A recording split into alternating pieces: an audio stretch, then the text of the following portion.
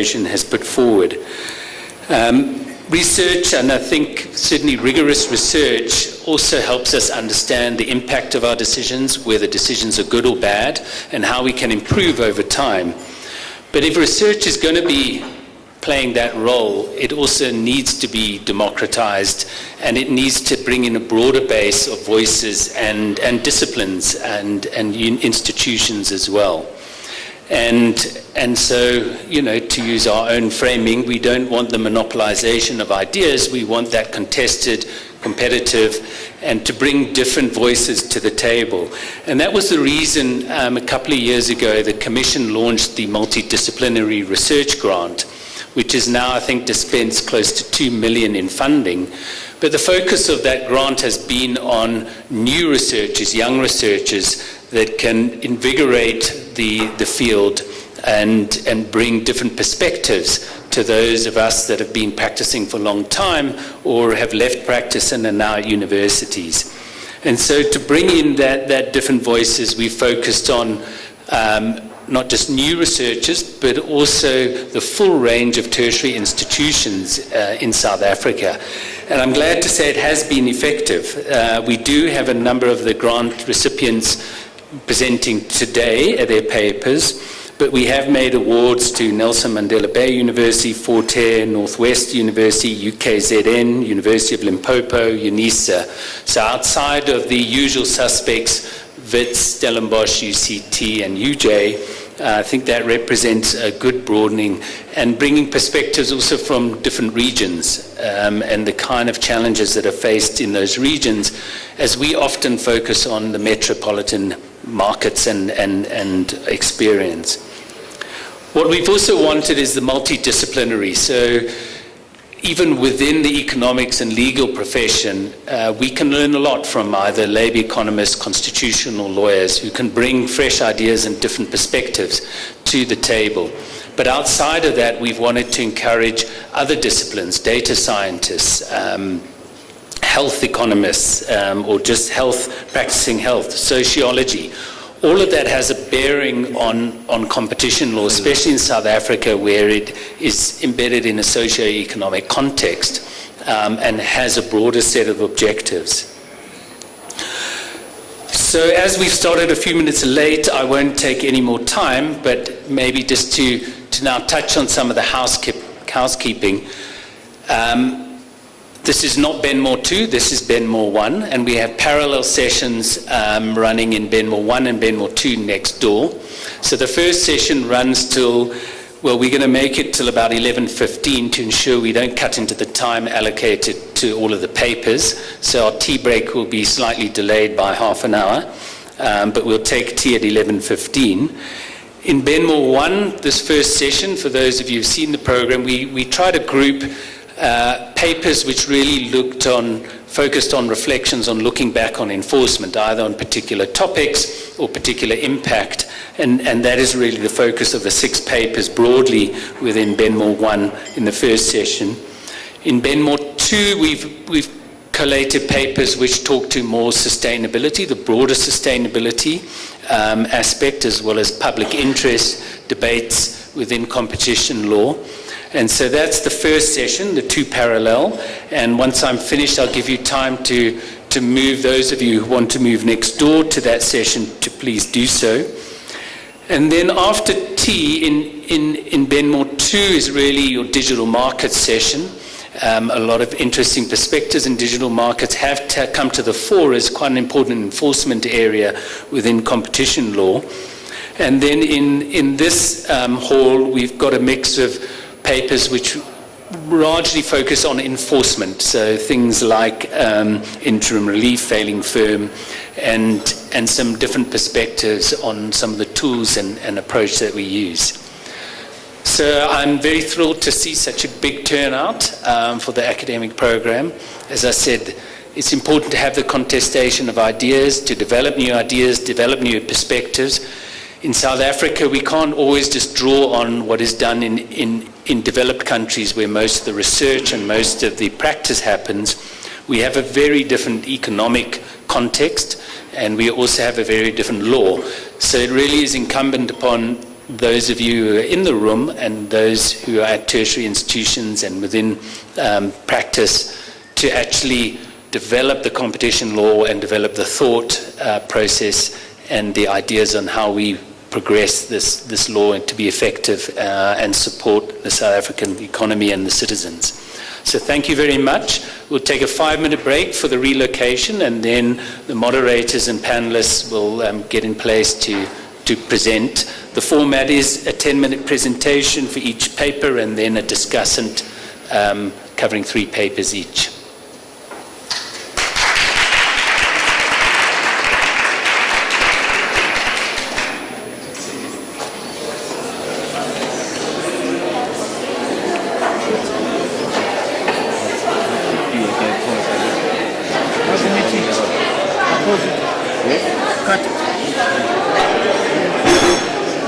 Testing. Studio. Bishop. Lapel. Testing. 1, 2, 3, 4, 5, 6, 7, 8, 9, 10, 11, 12. Is it 5?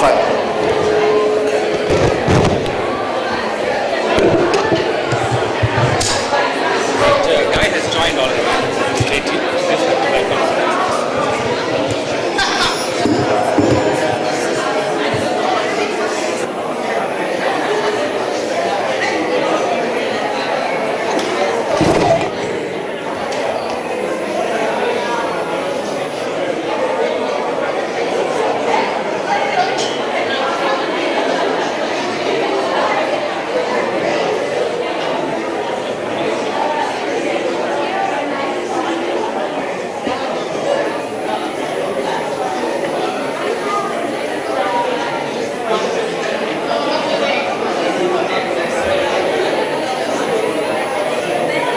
I hope I've said that correctly. And she's discussing enforcement priorities in developing countries and economies in transition, the priority setting paradox. We are allowing 10 minutes per speaker presentation. I'll keep an eye on that. So for the speakers, just look my way and I'll give you some kind of indication of how you're doing on time. And the process that we're going to be following is each of the 6 speakers, one after another. After that, we'll have the comments from the discussants on the different papers, and then we'll open the room for questions. Okay. Everybody's ready? Let's get started. Can we get Katie online? Yeah. Sitting to her now. She's going to come online.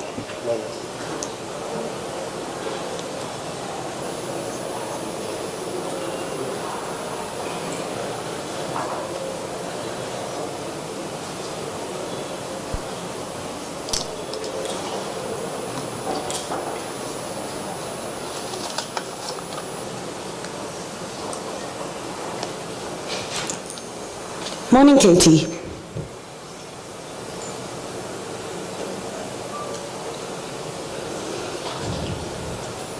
Sorry, it's a bit difficult on my side. Should I start? Please go ahead. Thank you. Okay, because I can't hear you very well. I'm sorry about that. So now I can start my presentation, right? Yes, you can start. You have 10 minutes. Yes, thank you. Thank you. And thank you very much for having us. I regret we are not there personally, and I cannot see and talk to you in person. But nevertheless, it's really a pleasure and honor to present our work. So this is joint work together with our group from University of Leeds, and what I will present in the I hear some voices in between. Okay. What I will present in the coming 10 minutes is about our project and our initial results working on developing countries. So let me tell you a little bit how we have been working on priority setting in this group of the project. So we started this work 5 years ago, and we developed an ethical framework within which we assess various countries' practices, rules if they have soft laws. So what is it that they do in terms of priorities in. We have been working in the first stage of this project, which focused very much on the EU, the Commission, the United Kingdom, and the member states of the EU. We drafted a questionnaire and we had interviews with all the competition authorities of these countries. The results of that phase have been published in 2021 in a policy report. I will show you a link where we find that really the empirics have been very interesting for practitioners and for professionals. And the more academic paper from this research has been recently published in the Modern Law Review. So those of you who are more interested in constitutional, legal, ramifications of priorities. What we present today is related to a project that started with UNCTAD, concerning developing countries, looking at how different countries set national authorities in these countries set priorities. Sorry, I hear something in the background. Yeah, no, okay. So again, so what we present today is the start of a project with UNCTAD, looking at how competition authorities in developing countries set priorities. And what I present today is, and the paper we have shared with you is a book chapter for a coming book, which more broadly deals with competition laws in developing countries. So we like to start with a presentation we give about priority setting, what we understand as priority setting, because we have noticed very often talking to competition authorities that they start to talk about their focuses, what we call agenda on digital markets or energy, etc., etc. But basically what we mean under second priorities is the legal competence of a competition authority and the de facto ability to choose which cases they pursue and which ones they disregard. So in fact, this is their freedom, what is often called their discretion, their administrative discretion, to make a selection of those cases where they allocate their scarce resources, human and financial resources. This is often done on the basis either formally or informally or consciously or unconsciously on the basis of what a certain competition authority and the country finds, which are the cases which are of doctrinal importance, which really has an impact on the economy, like South Africa has very much worked on that basis, or which one has which is socially relevant. So it's really just this little question that we have a look at, how they make its choice, how they select these cases. For the EU project, we have developed a typology that we use to look at priority setting each and every time we start with a jurisdiction. And here you see this typology, which has 7 different aspects. So we start with a phase which we call the pre-decision, so before the decision is taken on priorities. Here, there are certain preconditions, like what is the agenda or the strategic plan of a competition authority that has been defined either by the authority or sometimes by Parliament. Does the authority really have the competence to prioritize, to have this independence? And of course, once the law allows it, is there really physically an ability, capability to prioritize? Then we break it up in the decision phase into the procedure to prioritize, which is very interesting, but I will not have time to go into detail now. What kind of decision they take, what is the role of complainants, how a competition authority deals with complaints, rejects them, what are the conditions, etc., etc. What are the substantive criteria? So on the basis of what is it that a case is a priority or not a priority? Do they use alternative mechanisms like settlements, commitments, which we see as alternative? And very importantly, even though very few countries do it, we look at whether they look back. So once they have set the priorities, they have made their choices, will these authorities look back and assess what really were these the right priorities? Unfortunately, very few countries do that for kind of also methodological issues. If I am correct, and I have learned that in South Africa, that's not the case. They do have an impact assessment. And lastly, before I get to the real subject of this paper, we set basically our findings against the evaluation we base on good governance principles, which can be many, and we made a selection as you see here. So once we assess the practice, the rules of the competition authority, we set it into this framework of how does it make the competition authority's enforcement effective, efficient, independent, but on the other hand also in terms of how accountable it is to stakeholders, to the parliament, to the courts, and how transparent this decision is. So let me take now what we have seen. I have to start with the challenges of doing this research for us as researchers, but also the challenges of enforcement in developing countries.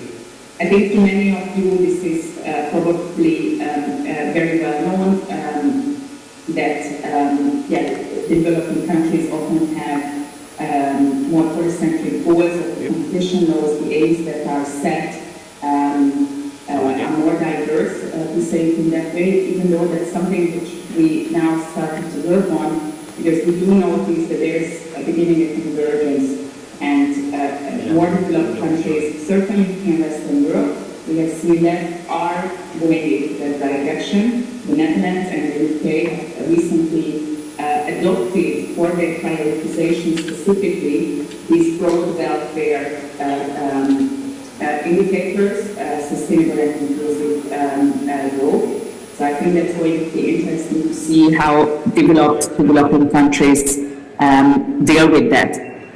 I don't have to emphasize it each and every time you speak to a competition authority, but perhaps in the developing countries this is even more important. Scarce resources, limited capacity, coupled with limited independence. Even though that's a tricky issue, I am also happy to go into with regard to priority setting, because on the one hand, it's a precondition that there needs to be some degree of independence on the side of the competition authority, so free from politics, free from market actors. At the same time, we also don't want to leave it completely independent, because we do want to, as a broader public, want to know how those choices have been made, because ultimately it has an important impact on all our lives. And finally, weak or weaker rule of law conditions and the more impactful, more influential legal political context. So what we see is that when we come to priority setting, there's actually a paradox in developing countries. And the paradox is that we see that most of these countries really would need to prioritize because of the scarce resources. I have read a few interviews a researcher conducted in South Africa where they reached the point, if I understood it correctly, just before prioritization has been introduced, that they reached the point where they saw we just can't do everything. We need to set priorities in order to be able to work. So we feel that that's indeed the case. At the same time, most of these countries do not have legally the competence to prioritize, and so that provides a tension, and this tension we have also already seen that it's very important to understand this tension in their local context, which I think is related to that, competition law can be transplanted. We know these legal transplant theories. Many countries have adopted the EU model, but it has to function in a local setting and with the local economic, socioeconomic factors, history, constitutional, administrative, legal system. So you will not be surprised that what we have found in a sample of countries is basically a big no. So when you look at, or when you talk to them, and this is a sample of 7 countries, but we have had more talks and informal discussions as well. These are countries from South Asia, Africa, Latin America, and Eastern Europe or Western Balkans, who are also in a similar stage of adopting competition laws, creating competition authorities, starting up basically in the past 5, max 10 years.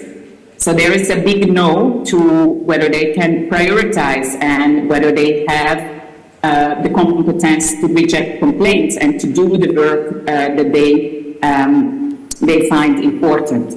And that's in a stark contrast if you take from our study the Commission, the European Commission, or a developed country like the Netherlands. But if we look at countries in the EU, for example, Croatia, which is the very last country who has joined the EU, then we see that there is not yet such a developed priority setting practice and rules. And we thought this is very important because we see, and we have followed also countries where I think developing countries are now. We have seen these countries in transition. I have personally witnessed that in my own country, how countries come from having no competition law, having no market economy, having in fact not a democratic legal and political system, and how throughout the years, let's say, rather say decades, they develop such a system, and together with that, they also develop priority setting practices. The same is for when we look at participation rights, complaints, especially we look at specifically also whether consumer organizations play a role here.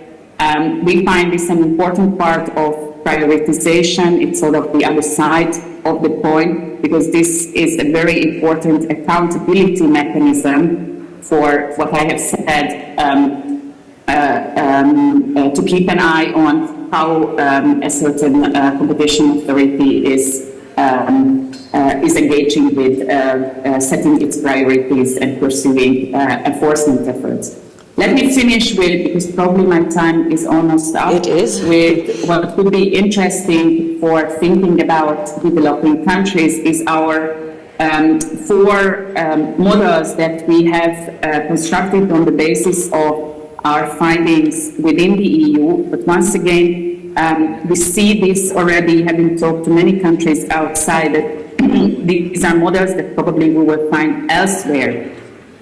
These 4 models, as you can see, is already organized and evaluated against those good governance principles that we look at.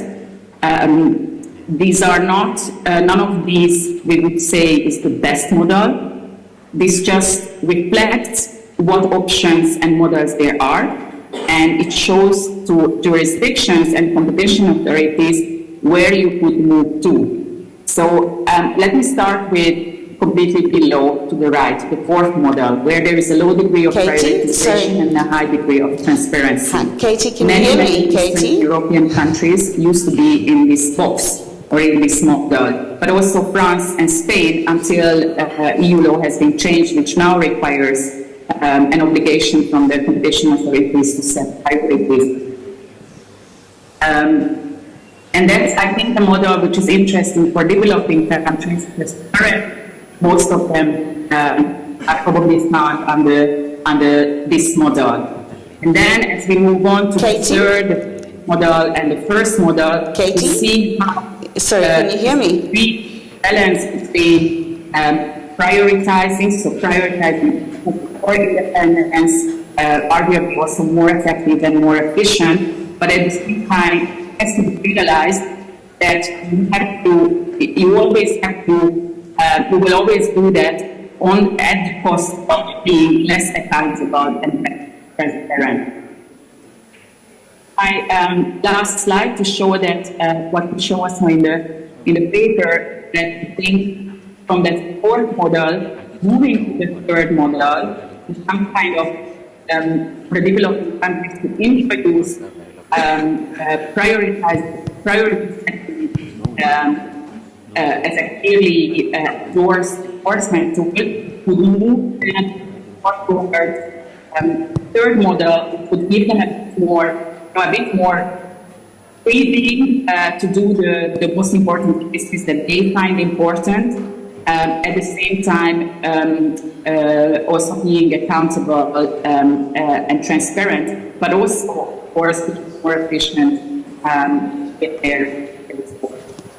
So this was a very short presentation of many more complex issues, but I hope that both sides read our papers and hear more of our writings, and you can also find our project. If you Google priority project, then you will come to this page, and here is a link to our policy report, which will, and also our paper on developing countries. Thank you, Katie. Thank you very much. I hope I remain within the time limit. Great, thank you. So, you're a little over, but don't worry, I'll take charge of everyone who's here in person. So we'll chat to you a little bit later. Thank you so much, Katie. So the next person who's going to be speaking is Ngobi Sikosana, and it's again a joint paper with Daniela Bova. You can come ahead and stand up here. And you're in throwing distance of the mic, so please watch your time. Your 10 minutes starts now. Thank you.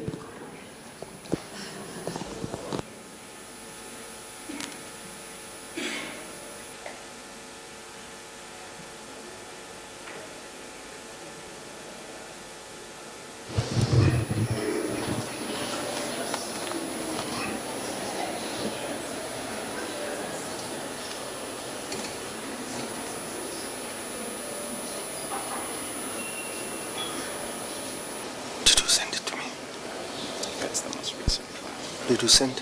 Yeah. This one? Yeah.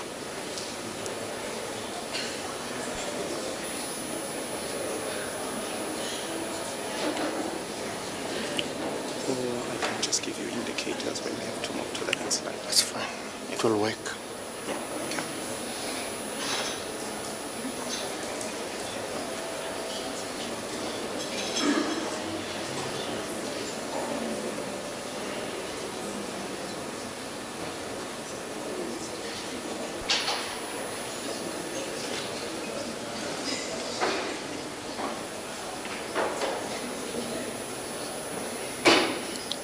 Can I just check, it's going to take a little while to get up and running? We'll be fine after this, it'll run smoothly. Okay.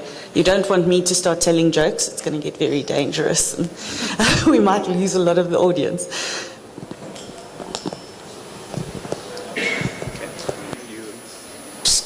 Presentation.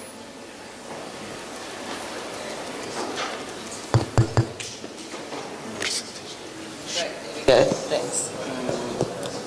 So I'll use a kind of clock and then I'll just indicate when you have to move to the next It's slide. fine. I'll sit here. Okay.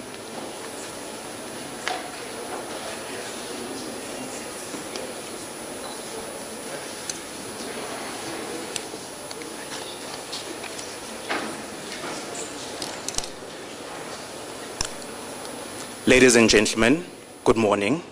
I am Ngobi Sikosana, an analyst in the Competition Commission's Advocacy Division. Today I will be presenting a paper that I have co-authored with my colleague Daniela Bova. The paper is titled Reflections on the Effectiveness of the Competition Commission's Advocacy Initiatives in South African Markets over the past 25 years of competition regulation. Next. The paper highlights the different advocacy tools that have been used by the Competition Commission to promote competition and compliance with the Competition Act over the past 25 years. The paper covers 10 sectors, but for purposes of this presentation, I will focus on 4 sectors where the Competition Commission has used multiple tools to promote compliance with the Competition Act and also promoting compliance with various guidelines and procedural notes that have been issued by the Competition Commission. The first chapter I will focus on is the financial sector. Secondly, I will focus on the agricultural sector. Thirdly, I will focus on the public procurement sector. And lastly, I will focus on the construction sector. What we argue in the paper is that over the past 25 years, the Competition Commission has used a dual approach, which involves enforcement and non-enforcement. From an enforcement perspective, we know that the Competition Commission has conducted investigations and referred multiple cases to the Competition Tribunal. But from a non-enforcement perspective, the Competition Commission has leveraged on many tools to promote a culture of competition compliance, which then prevents future infringements. So this section covers advocacy in public procurement. It emphasizes the Competition Commission's efforts to address the inherent susceptibility of government procurement procedures to collusion and anti-competitive behavior. The Competition Commission published a guide on promoting competition in the procurement sector. There were multiple advocacy tools that were employed by the Competition Commission, which included training. There were training programs that were conducted to employees of multiple SOEs, which include Transnet, Eskom, Auditor General South Africa, and departments of treasuries of multiple provincial departments, which include the Limpopo Department of Treasury, the KwaZulu-Natal Treasury Department, and the Western Cape. So in this chapter, we highlight how the Competition Commission has used impact studies to promote the work that it has done. Recently, the Competition Commission conducted an impact study in the agricultural sector, and a report was published this year in March. This report highlights the impact of development funds that have been created as a result of conditions that were imposed in specific mergers. The first fund that I will highlight is the Mondi Zimele Development Fund, which was created as a result of the Mondi PLC and Mondi Limited merger, which was approved by the competition authorities in July 2019. The second fund is the SAB Public Investment Fund, which was created as a result of the AB InBev and SAB Miller transaction, which was approved in June 2016. Thirdly, this impact study highlights the PepsiCo Khodiso Development Fund, which was created as a result of the Pioneer transaction, which was approved in March 2020. And lastly, it highlights the Coca-Cola Mintiro Development Fund, which was created as a result of the Coca-Cola transaction that was approved in September 2010. So this impact study highlights that there were great successes that came out of this impact study. Firstly, jointly, the merging parties contributed a total of 1.3 billion, which benefited 1,009 beneficiaries. South Africa is a country that has got high levels of unemployment. The funds contributed to the creation of 7,797 jobs, and 3,311 SMEs were supported, including 2,102 young people. Now I would like to highlight how the Competition Commission used this dual approach when it responded to price gouging during the COVID-19 pandemic. From an enforcement perspective, the Competition Commission launched investigations into companies accused of engaging in price gouging, which include Babelehi, Workwear, and Discam. These cases were the first to be brought under the newly amended Section 81A of the Competition Act, which relates to excessive pricing. These cases were also a good deterrent to other companies that wanted to excessively price sanitizers and masks. However, the Competition Commission did not end there. There were also multiple advocacy initiatives that the Competition Commission engaged in.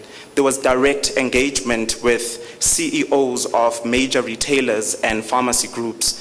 There was also communication that was done to raise awareness of the COVID-19 guidelines and the COVID-19 block exemptions for the health sector.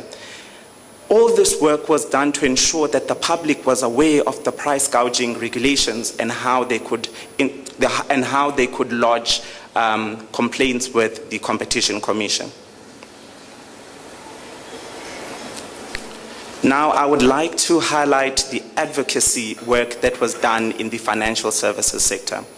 The Competition Commission regularly receives complaints about unfair competition in the financial services sector, especially regarding how banks and insurers select and manage supplier panels. The Competition Commission published the Banks and Insurers Practice Note, and there was a lot of advocacy work that was done in relation to this practice note. The Competition Commission engaged with industry associations, which include the Banking Association of South Africa and the South African Insurance Association. And this led to significant reforms, and I will highlight three. The first one being there was the removal of exclusionary clauses. Banks agreed to remove conflict of interest clauses that limited competition. Secondly, there were engagements that were done through advocacy, and this led to the reduction of the durations of service level agreements. And lastly, there was a review of the investment criteria. The banks committed to reviewing the minimum investment amounts required for small conveyancing firms. Lastly, I would like to highlight the enforcement and advocacy work that was done by the Competition Commission when it investigated cases in the construction sector. So we all know that there were multiple companies that were investigated by the Competition Commission, and these companies had engaged in collusive conduct in relation to the construction of various stadia for the FIFA World Cup stadiums. The Competition Commission entered into consent agreements with 15 construction companies, and this led to a collection of a total of 1.7 billion in administrative penalties. The Competition Commission did not stop there. From an advocacy perspective, the Competition Commission then conducted training sessions to municipalities across the country, appraising the municipalities of how they could ensure that they engage in fair competition processes. And the Competition Commission also appraised these municipalities of how they could institute civil litigation proceedings against those specific construction companies that had engaged in anti-competitive conduct. In the paper that we co-authored, we highlight that there was only one municipality that instituted civil proceedings against 3 entities that had engaged in collusive conduct, and this is the Cape Town municipality. And through this litigious procedure, the Cape Town municipality was able to reach a settlement of 430 million with those specific companies. In the paper, we highlight that there are multiple successes that have been achieved through the use of non-enforcement tools. A perfect example is the work that has been done by the Competition Commission in the agricultural sector, which resulted in SMEs entering specific sectors. That specific initiative also resulted in many people getting job opportunities. For me, this is a promotion of the purpose of the Competition Act, because those specific opportunities allowed SMEs and firms that are owned or controlled by historically disadvantaged persons to enter specific markets. These initiatives have also supported the key priority outcomes of the DTIC, which are transformation, localization, and industrialization, and building a capable state. Thank you.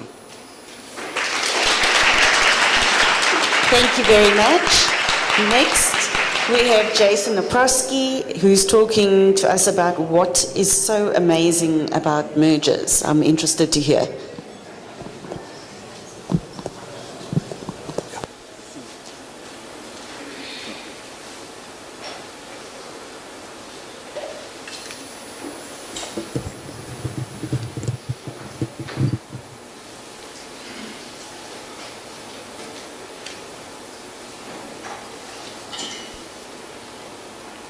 Okay, is it on? Edward?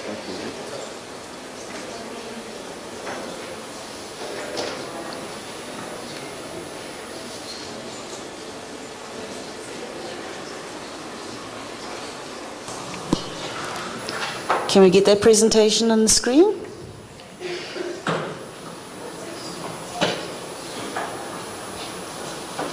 Great, thank you.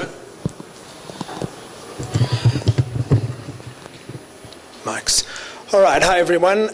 For those who don't know me, I'm Jason Naprosky. My presentation should be quite short and sweet, as my paper hopefully is, and it's titled, What's So Amazing About Mergers? And in case you haven't picked it up, it is tongue-in-cheek. It's probably saying quite the opposite. So maybe just to start with the premise and the question.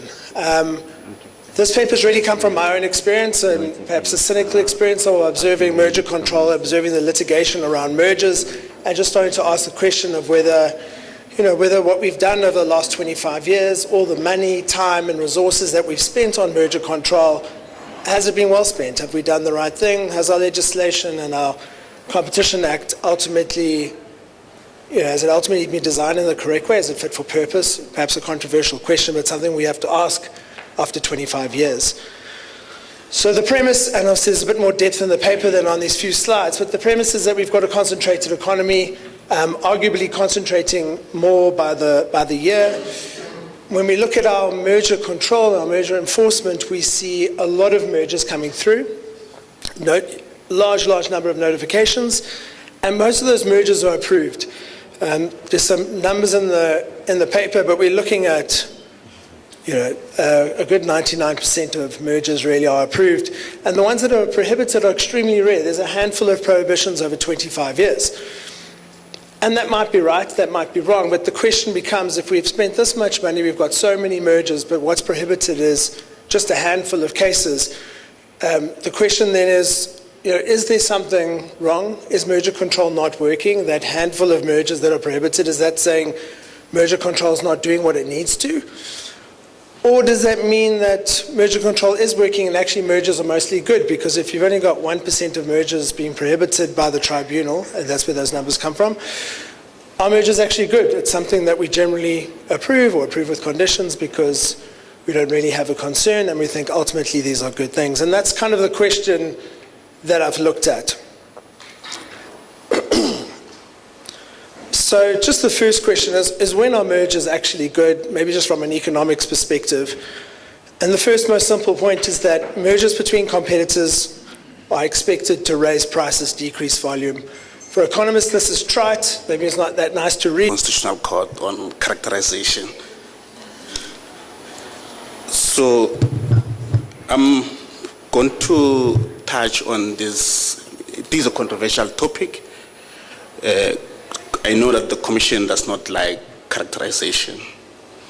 And I also know some of us that represent firms that are being accused of collusive conduct, like this thing called characterization. We also know that characterization came about as a result of the decision of the Supreme Court of Appeal in ANSEC in 2005. It was then applied for the first time by the CAC in SAP. But when you remember when the former chairperson of the tribunal left the tribunal around 2009, he released a book, and there's a chapter where he deals about competition enforcement. And there's a question that he asked in his book. He says, and of course, he was asking this question after the decision of the SCA in ANSEC, he asked in his book, says, what if any are the implications of the Supreme Court of Appeal decision? And then he was referring to the ANSEC decision, and his answer was as follows. I can't confidently make up my mind. On a good day, I think that the decision is of no practical consequences whatsoever. But for the most part, I fear that the decision materially weakens the per se prohibition by introducing an efficiency defense through the back door, because the Supreme Court of Appeal has decided that prior characterization is required as a matter of statutory interpretation, as a matter of law, in order to successfully prosecute a Section 41B charge. So he says he fears that characterization is going to weaken Section 41B of the Competition Act. And the fundamental question is whether the ANSEC decision has weakened Section 41B. And my contribution in this topic is that in some way it has weakened Section 41B of the Competition Act. So I propose to address my paper by making reference firstly to the preamble to the Competition Act, the object. Then I'm going to address the ANSEC case, then address the SAP case, then finally touch on the decision of the CAC in Torvest. We know from the preamble that the Act tells us that the economy must be open to greater ownership by a greater number of South Africans. We also know from the objects of the Act that the Act seeks to ensure that there is participation of SMEs. And I'm highlighting the preamble and one of the objects in the Competition Act because this is relevant to the question whether characterization weakens Section 41B. This is relevant when I'm going to touch on the decision of the CAC in Torvest. And you know, the first case of the Competition Appeal Court that dealt with this question of characterization was in SAP. And there, the court decided that most of the respondents, it termed them competitors or a competitor of a reduced character. I don't know what a competitor of a reduced character is, because the Act is clear. If there's an agreement between parties in a horizontal relationship who are engaged in a conduct that amounts to price fixing, market division, collusive tendering, the tribunal must find that the party has been involved in collusive tendering or price fixing. So you can ask yourself, what is a competitor of a reduced character? Does it mean, is it a party that is in a horizontal relationship with the firm that is colluding with? Or is it a firm that is not in, because the test is, one, it must be an agreement. Secondly, you must be parties in a horizontal relationship. And parties in a horizontal relationship means parties that are competitors. So if a firm is a competitor of a reduced character, does it mean that firm is in a horizontal relationship with whoever they are colluding with? So that is the problem with characterization. I don't know if a party or a competitor of a reduced character is a party in a horizontal relationship with the firm that is colluding with. And you take this as an example. You know, if tomorrow, if I steal Ngobese's dollars, I don't know Ngobese is, let's assume I steal Ngobese's dollars, and I'm arrested, and I'm found in possession of those dollars, and and I've donated those dollars to the gift of the givers, to a good cause, what will happen to me? Will the court find that I'm guilty of stealing dollars? Because there's two questions. Will the court find me guilty for stealing overseas dollars? If the answer is yes, will I be sentenced to prison or be given a lesser sentence? So even with competition law enforcement, we've got to ask ourselves those questions. But what has happened now with characterization, we are using characterization to answer the second question, whether or not we should sentence the firm that has been found guilty of contravening the act. So, of course, I stole the dollars with good intentions of donating dollars to the gift of the givers. Characterization is like that. You know, they are just some of this cartel conduct. There are answers to it or just justifications, but it's not an answer to the conviction question, whether or not the tribunal must convict the firm for contravening the act. It's an answer to whether or not, or to an answer to whether what type of appropriate penalty should be imposed on the firm.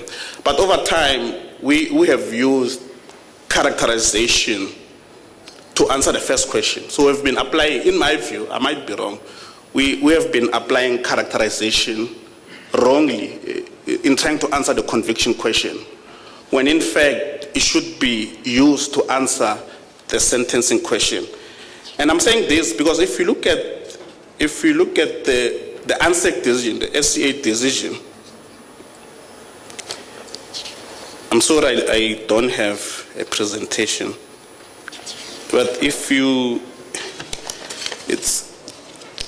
it's paragraph 47 of the ANSEC decision. I mean, they say whichever approach is adopted, the essential inquiry remains the same. It is to establish whether the character of the conduct complained of coincides with the character of the prohibited conduct. And this process necessarily embodies two elements. So they're saying there are two elements in characterization. They say one is the scope of the prohibition, which is a matter of statutory construction. So that is the conviction process. Are the elements of the offense being met? Is there an agreement? Yes, you tick. Is it between parties in a horizontal relationship? Yes, you tick. Does it involve price fixing? Yes, you tick. In this process, if you have ticked all the elements, you've got to find, tribunal must find that the firm has engaged in a prohibited practice. And I will show with reference to the decision of the Constitutional Court in St. Vance why I say the tribunal must, not me, must find that the firm has engaged in a prohibited practice. So that is the first element, the conviction process. And this is characterization, this is not me, this is characterization from ANSEC. Then the SEC then said the other is the nature of the conduct complained of. This is a factual inquiry. So they're saying the second element is about the nature of the conduct. But you can't look at the nature of the conduct when you are dealing with the conviction process. And I'm going to show you why I say you can't, because the Act tells us in section 59, section 59 3A says, when determining an appropriate penalty, the competition tribunal must consider the following factors: the nature. So you look at the nature of the conduct when you decide what type of appropriate penalty you've got to impose on the firm that has been found guilty of breaching the Competition Act. And this comes from section 27A of the Act. It says this is about the power of the tribunal. It must adjudicate on any conduct prohibited in terms of Chapter 2 to determine whether prohibited conduct has occurred. So that is the conviction process. Determine first, and you determine by reference to the elements of the contravention. Agreement, yes, you tick. Horizontal relationship, because what is this thing called competitive reduced character? Are they in a horizontal relationship with just don't know. You tick. Of course, you can still, when you assess, when you deal with the appropriate penalty, you can then take into account the reduced character of the competitor, but not when you're dealing with the conviction process. Then it says, once we have dealt with the conviction process, you may then impose any remedy provided for in the Act. So my suggestion is, with characterization, I'm not saying let's do away with characterization. I'm saying we can still use it, but we've got to use it when we are dealing with penalty. It's a sentencing process. It shouldn't be used under conviction process. And I mean, look, for example, take the Tovest case. 2 firms that have been found guilty by the tribunal for having breached Section 41B3. It goes on appeal. It's reversed on appeal by the CAC. And the CAC says, because they had the debate was, one of the trust would not have been a competitor absent the agreement to collude with Tovest. But I'm suggesting that approach will undermine, firstly, Section 217 of the Constitution. Because you'd remember from the preamble that we've got a painful past. For some of the firms to enter in certain markets, they've got to challenge incumbents. And because some of these tender requirements, some of these tenders have BE requirements, then the incumbents to comply with tender requirements, they try to get into arrangements, collusive arrangements, to make sure that they retain the incumbency. So I'm saying, but for the agreement, it's a wrong test to apply in cases that involve public procurement. Because you remember, with where you're competing for the market, you're not competing for market shares, you are competing for a total takeover. So I'm suggesting that in such cases, the invitation to tender should be used as a basis to determine whether or not firms are in a horizontal relationship. Because everyone can compete, because we're not fighting for market shares, but we're fighting for a total takeover. Thank you, ma'am. Thank you very much, Katlego. I think there will be some questions for you later. You're right, it's a hot topic, characterization. And then, Maya, I think you do have a presentation prepared. Great, so if we could just get that up. So Maya Swart is going to be dealing with the topic, placing the cart before the horse, review of inducement cases in the Competition Tribunal and the Competition Appeal Court. When the horses, please. Huh? When the horses. Yes. And Maya, 10 minutes. 10 minutes.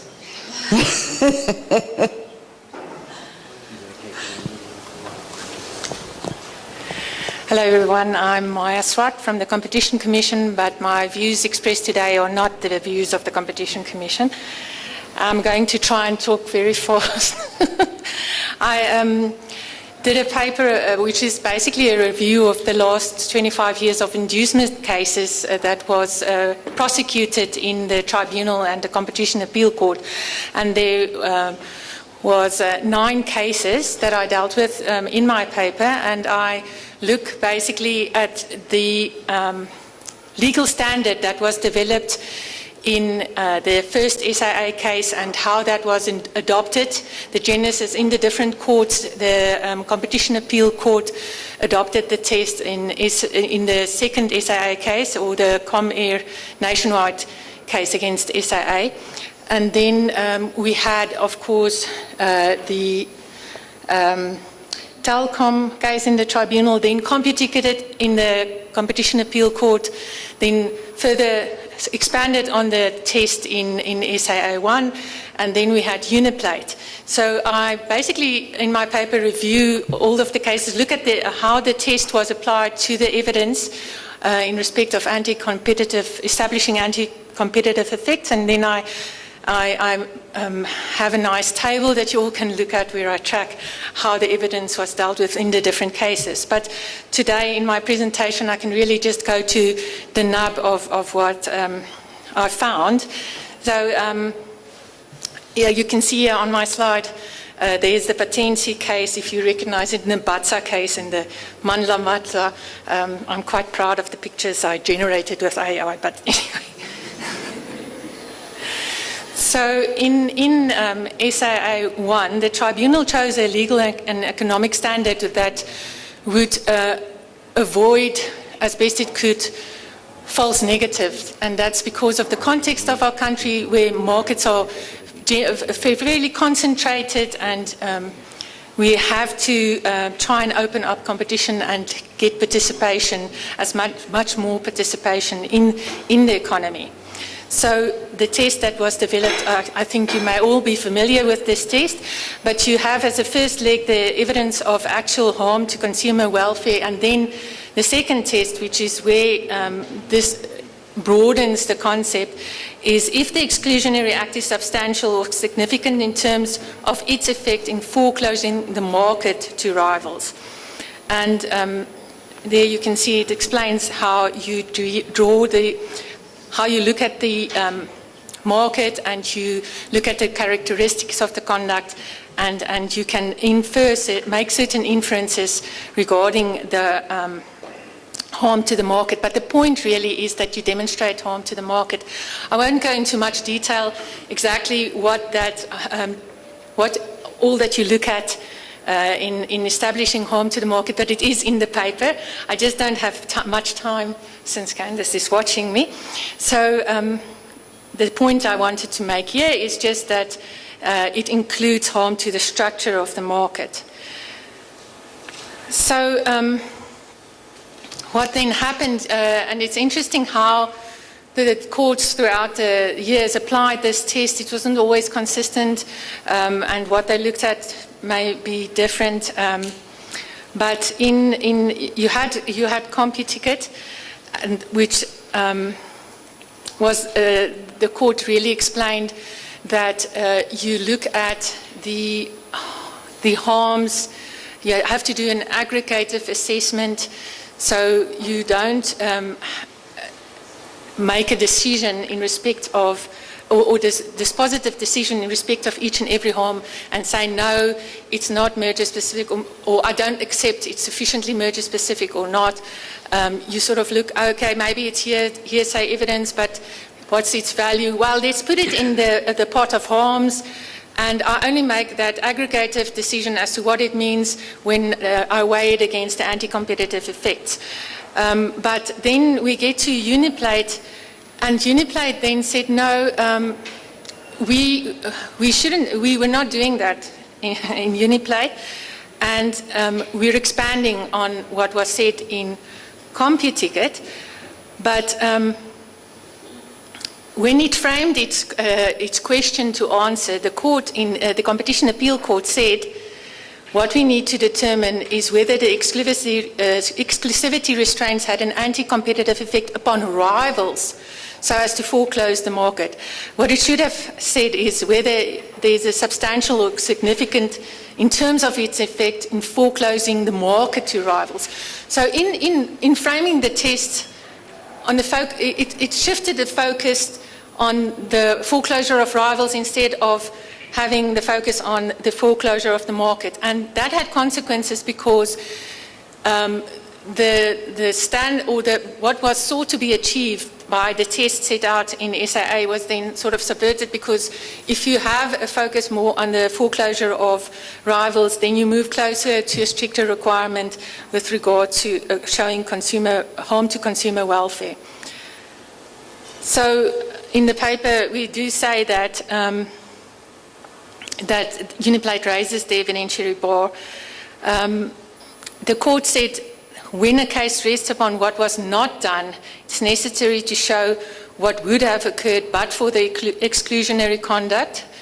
Put simply, it must be proven that the firms that did not enter would have done so, absent the exclusionary conduct, and over and above that, had that occurred, there would have been some benefit to the state of competition.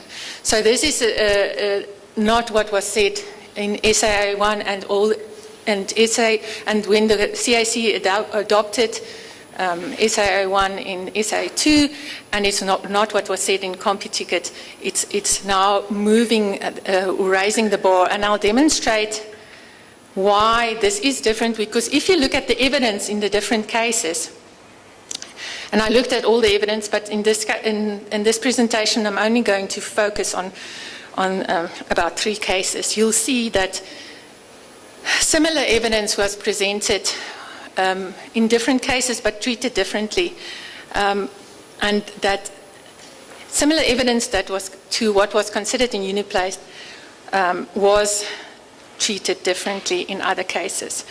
So in Uniplate, which is this yellow Uniplate, this is the market for number plates that you see on the slide to the left. There was actually 2 markets, and I'll just be very brief. There was a market for the manufacturers of embossing machines, and then you had blank, the embossers, and blank plates. And this is the market where the harm was going to be demonstrated.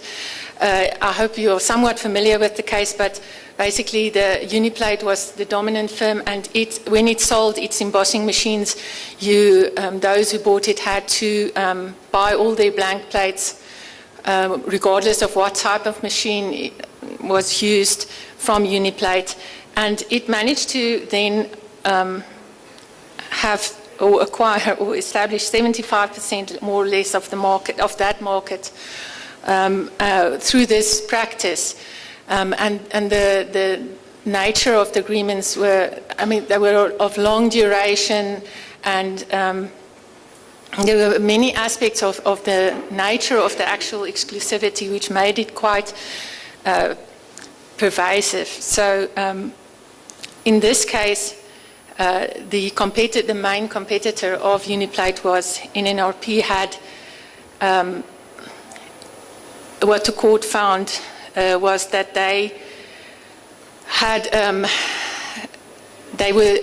market share growth in the period, but the evidence was, of course, that they would have done better but for the conduct, and the court accepted that but for this exclusionary conduct, they would have been able to sell more number plates, but the question was, what does this change to competition? That's what the court asked. And the way that the court approached the evidence was to first look at foreclosure of this NNPR, and it asked whether it has efficient scale to grow in the market, and it ultimately ended up overturning the tribunal decision in this matter. And this is where it felt that because this NNPR was able to still grow its market share and the market wasn't completely foreclosed, there was still a minimum efficient scale that it was able to achieve. That, and I'm simplifying, I know, because it's more complex, but you can read the paper if you need more detail. But it said no, there isn't sufficient proof of anti-competitive effect in this case, and the case was dismissed. But the interesting thing is, if you compare, and there was also possible entry. There was possibly 2 entrants into the market, and the anecdotal evidence was, and it was sort of hearsay evidence, that the fact that Uniplate had these agreements discouraged them from entry, or at least part of it. But the court then said, no, you have to establish that but for the conduct they would have entered, and that they would have made a difference to competition. Now, in the SAA2 case, the case of Nationwide and Comair against South African Airlines, and I'm talking about the Competition Appeal Court case, you had also an interesting situation. I'm trying to, the biggest circle was the market for domestic air travel ticket sales, and inside a smaller circle was through the travel agents, the sales through a travel. So you had a sort of a segment of the market that was being considered as to whether that market was likely to be foreclosed for rivals. And there, in that market, we're considering SAA and Nationwide and ComAir. And in this case, in the broader market, the market shares of the rivals had also increased, similar to what you would have seen in Uniplate. And the court did not ask about the minimum efficient scale and whether the competitor, especially ComAir, was still able to grow its market share. And the reason why there was a growth in the broader market, but there was a loss or maybe a shrinkage in the narrow market, but only in respect of high-yield passengers. And that was because at that time, the low-cost carriers came into the market, so that also influenced how market shares played out. But ultimately, the court was satisfied that there was likely foreclosure, and they succeeded against SAA. So, but again, no extra requirement of looking at whether ComAir was still viable and able to grow share. In the CompuTicket case, which is this moon, so if you imagine this is the entertainment ticketing sales entertainment market, and then the bright dot at the top, that was, say, it's the theatres market, the small segment of the market. And CompuTicket's agreements covered this whole moon. But the evidence in respect of foreclosure of a rival dealt with that tiny market, that tiny segment of a market. Because this competitor was a tiny competitor, Strictly Tickets, and it was being foreclosed from or driven out of that market by CompuTicket. And the courts still accepted that evidence as being valuable and said you can't just throw it out just because if you argue this competitor is so tiny it's not constraining CompuTicket. But again, of course, in the background there was this market foreclosure, so it considered this evidence together with the market foreclosure. And that Strictly Tickets also had some growth, but that was also not a problem in CompuTicket in the manner that it became an issue in Uniplate. So the way that CompuTicket, there was an argument raised by CompuTicket itself that you have to show that the causal effect between each harm and the effect in respect of each harm that you consider, and you have to show that someone has been foreclosed. But the way that the courts dealt with it was to say, no, you don't, you do the aggregative analysis, you take all the harms, you don't make a determination. It's only upon the weighing of against the justifications that you actually make a determination. So you don't pick off the evidence one by one, as was done in Uniplate. Maya, sorry, can I ask you to round off? You've got 2 seconds. Luckily, I'm at the conclusion. Okay. So basically, you're well past 10 minutes, so okay, sorry. So just in conclusion, I would say that if the courts were to do what it says they were doing and how they have adopted the test and even all the underlying reasoning behind adopting a test, and I all set that out in the paper quite extensively because I think there was a little bit of a broken telephone as cases developed and the whole message maybe didn't come through. And then I suggest that the approach in CompuTicket be followed and this aggregative approach be done so that the standard that we adopted be properly applied and we get maximum deterrence. Thank you. Thank you very much, Maya. Thank you.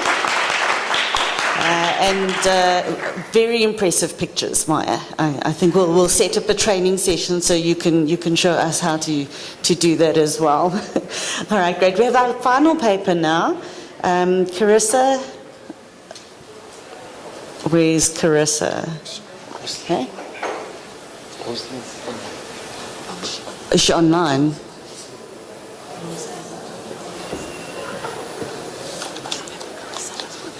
Oh, I'm sorry, Rosalind. Sorry, wrong person. Okay, Rosalind is going to be talking about unlocking growth and development through promoting competition and counteracting poverty and economic inequality in South Africa.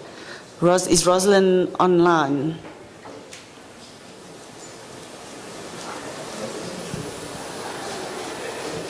See, do we have her online? We do. Okay, she'll be joining us soon then.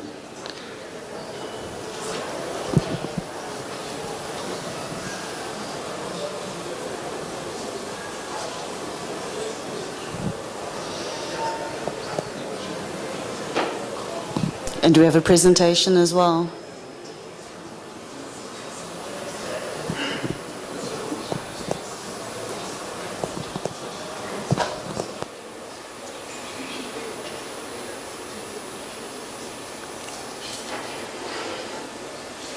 Recording in progress.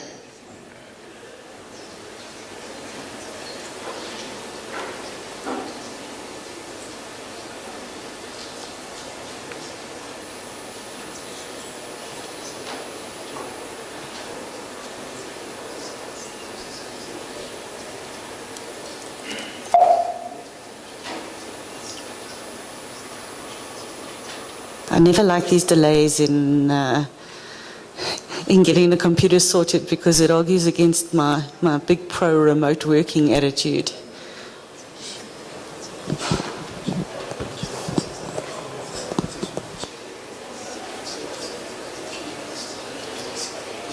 Okay, so we are having some technical issues. We weren't going to have a break, but yeah, so maybe what we'll do is before we have the final paper, then we'll start with the discussant so that we don't lose any time. Great. And Mpumi will go first. Mpumi, you talk to who you... Yeah, I think so. Or you could speak from here if you wanted to. Wherever you're comfortable. She'll be more entertaining down there. There you go, Mpumi. I'm here to make you happy, so whatever works. So I'm going to discuss 3 papers. I'm going to discuss Jason's paper pertaining to mergers. I'm going to discuss Katlego paper pertaining to cartels, and I'm going to discuss Maya's paper pertaining to abuse. The best thing about these 3 cases that I got is that that's the swathe of our work in enforcement, and actually there's a common theme in all 3 papers that I've noticed. It reminds me of an anecdotal moment that I had with the competition tribunal's chairperson, who said to me when I first started my work at the tribunal, she said, the difficulty that we have in what we do as competition lawyers is we don't just apply the law, we apply economic law. And what does that mean? It means that we have certain presumptions, we have certain inferences that we can take recourse to in order to not have to go to the full lengths of a recourse to direct evidence to prove something. And I think all 3 papers are saying the same thing. All 3 papers are saying we need to take more recourse to our economic presumptions, because as Jason started us off, the situation is dire. We started at a particular place that was very unequal, highly concentrated. Ownership structures are racially skewed and genderly skewed as well. And as Jason pointed out to us, that concentration has not got better. It's gotten worse. And what does that mean for the quality of our enforcement? Jason poses to us that actually there's a strong suggestion that merger activity is at the heart of this concentration problem. That is a beautiful little premise to play with, because does merger control have the power to deal with concentration? I think we assume so, or it's said to be so, but I'm curious about whether it is so. And one of the reasons why I ask this question is because if we think about how merger control is done, merger specificity and a harm-based analysis is always employed. We look at whether there's a harm, and then there's maybe a remedy to fix that harm. But if we are trying to do more than just bring us back to the status quo if the merger would not have occurred, and we're actually trying to transform the structure of our economy, is it possible to do that without some proactive obligation, without some obligation to do more than just alleviate the initial harm? I wonder. Jason goes on to say, quite strongly, that there's no economic basis for a presumption that any category of mergers are good for consumer welfare. I like this because he comes out bold and swinging with this one. And he acknowledges the prior dispensation and thinking around vertical mergers and the fact that that's changed over time, that the assumption that vertical mergers are necessarily good for the market is slowly changing. And we're seeing that in the United States as well. But I wonder if mergers have merit for another reason. I wonder if from a legal perspective, which is the perspective of my training, is there something about the presumption that mergers are good because we presume that people have the freedom to trade?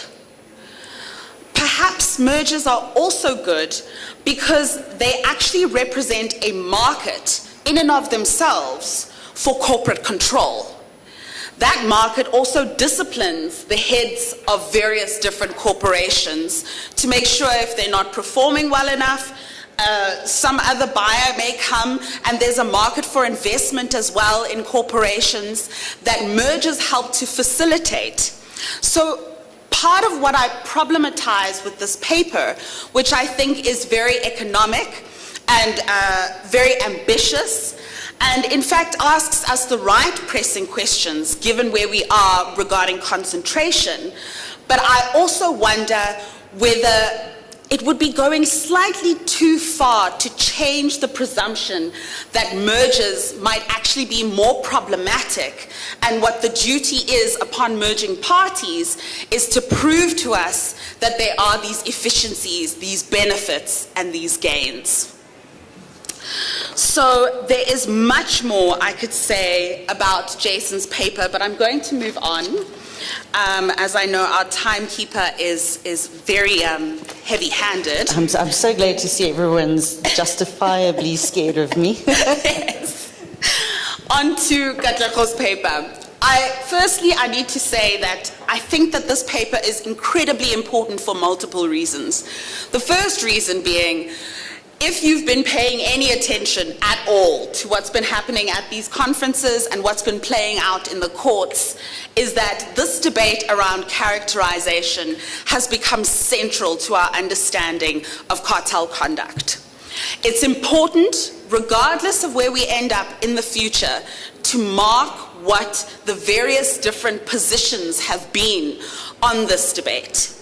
And I'll say, as somebody who's been through practice and the tribunal and now the commission, I never clearly understood exactly where this position that Katlego holds, what is the solution that they are proposing? What is this proponent actually saying should be the right way that we are dealing with cartels?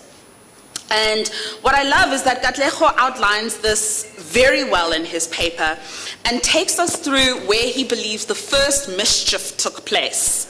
The first mischief was in the SCA when there was an analogy drawn to what happens in the United States jurisprudence, which is based on jurisprudential inventions, as opposed to taking recourse to what the EU and Australian authorities have done, where there is legislation against cartel behavior.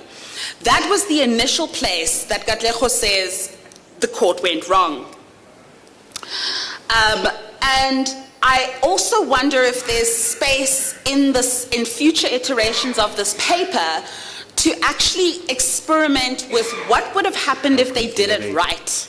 What would have happened if they did take the jurisprudence of the EU and Australia, and how do you believe that those cases should actually be dealt with? Because in the characterization jurisprudence that we get from ANSAC, we learn two things. That there's a two-step inquiry, the statutory inquiry as to the nature of what is proscribed in the Act, and then there's a factual inquiry about what is the conduct and does the conduct match what the Act proscribes. What Cartel says is that shouldn't happen at conviction stage. Those two steps shouldn't happen then. Those two steps should be as segregated as conviction and sentencing. He says the Act tells us that sentencing is where you look at the nature of the conduct, and here you apply the letter of the law strictly. But what I find interesting about your premise, Cartel, is the fact that you do agree that we do have to go through the hurdle of, is there an agreement? Is there horizontality? And does it amount to price fixing / collusive tendering / division of markets? And I wonder whether the characterization exercise is trying to do practically exactly the same thing that you say we should be doing. Because characterization itself says, look at those three elements and see if you can't conflate what's in the statute with what's in the conduct. And I think the problem you have is that the courts actually go perhaps deeper than you would prescribe in determining whether that conduct matches up with the prescribed offense in the Act. I think where you have very good, strong points is around this horizontality question and the way in which the court has interpreted horizontality. I agree with you that actually there's possibly more scope for the courts to consider potential competition. The horizontality question has been answered in a very definitive manner, and especially if you look at how it's been answered with respect to collusive tendering, where in Torvest it was actually said that if you're in a bid against each other, that doesn't necessarily make you horizontal competitors, which for me is preposterous. That they are applying horizontality in a fashion that does not consider potential competition. And if you were to consider potential competition, then it seems quite obvious that if two competitors, as we believe they are competing in a tender, that necessarily creates a relationship of horizontality, regardless of what the relationship between those competitors were prior to the agreement to enter into the tender. So that's Cartel's paper, which I again emphasize its importance in marking where we are on this track of understanding characterization. Lastly, I'm going to take the huge challenge of trying to summarize Maya's paper. The first thing I'll do is I'll comment on structure, because that's a cop-out and I don't have to actually get into content. The structure of the paper is something that, as somebody who's authored something before on case law, it's very difficult to pull out the themes and organize them in a fashion that the reader can understand, instead of just a chronological sway through what came first and then what went last. She starts with an evolution of the legal framework, and then she goes to the policy choice behind that evolution. She looks closer at the evidence, and then she highlights that there is a causality problem that has arisen as a result of how the legal framework has been applied. Now, what I learned from this paper, as I've mentioned before, I'm not an economist, so foreclosure I heard for the first time in my working life. And I, just like, as Maya says, the competition appeal court in Uniplate, actually didn't realize that there's a difference between foreclosure of the market and foreclosure of rivals. that if you have foreclosure of the market, you're looking at completely different evidence. Well, not completely different evidence, but you're looking at different evidence to whether you're looking at foreclosure of rivals. And where did Uniplate even take us further? It talks about actual and potential foreclosure. Now, Maya takes us through the journey of the cases from market foreclosure and the evidence that's important for that consideration, to the foreclosure of rivals and what evidence was considered in that analysis, to also the fact that Uniplate introduces this concept of actual and potential foreclosure and the extent to which consumer harm has to be proven, and a relationship between the foreclosure and consumer harm, i.e. causality has to be proven when you're using this element of the test. In and amongst that, Maya also helps us understand that the counterfactual plays a different role depending on which test you're going to use, if at all. So what I love about Maya's paper is that it actually is a feat, a work that is actually a huge feat to overcome. I think that judges need to read this paper because as we can see with your Uniplates and with the direction in which it's going, the initial policy choice that, as Katlego enunciated for us earlier on, we come from a proposition, we come from a position of concentration, inequality, racially skewed and genderly skewed economies. That means we need to employ certain economic principles. That means that we have actually made the decision that we're going to err in favor of potentially getting somebody who didn't do it, as opposed to erring towards letting go someone that did. Those aren't my words. That's coming straight from the SAA case, which is what Maya takes us through very eloquently. But I wonder, in all three of these papers, whether what's happening is our initial policy choice about why we need to be more vigorous, more enforcement, employ more of these assumptions to be able to overcome evidentiary legal hurdles. We have that for a reason. And what I wonder, and what these papers highlight, is that there could be actual judicial erasure of that policy objective that is happening over time. And as I'm sure there is at least one future judge amongst us here, I hope you do take the time to consider all three of these papers, which magnificently lay out the difficulties in straddling presumptions and legal evidence. Thank you. Thanks so much, Mpumi. So Maya, it looks like you're giving training to judges on substance and to maybe they'd appreciate the AR training too. Can I just check whether we've got Rosalind on the line yet? Whether she's able to prepare a presentation? I'm not seeing. Rosalind, can you hear me? No.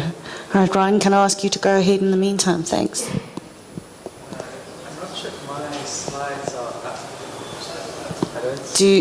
Ryan has slides. Can we get them up, please?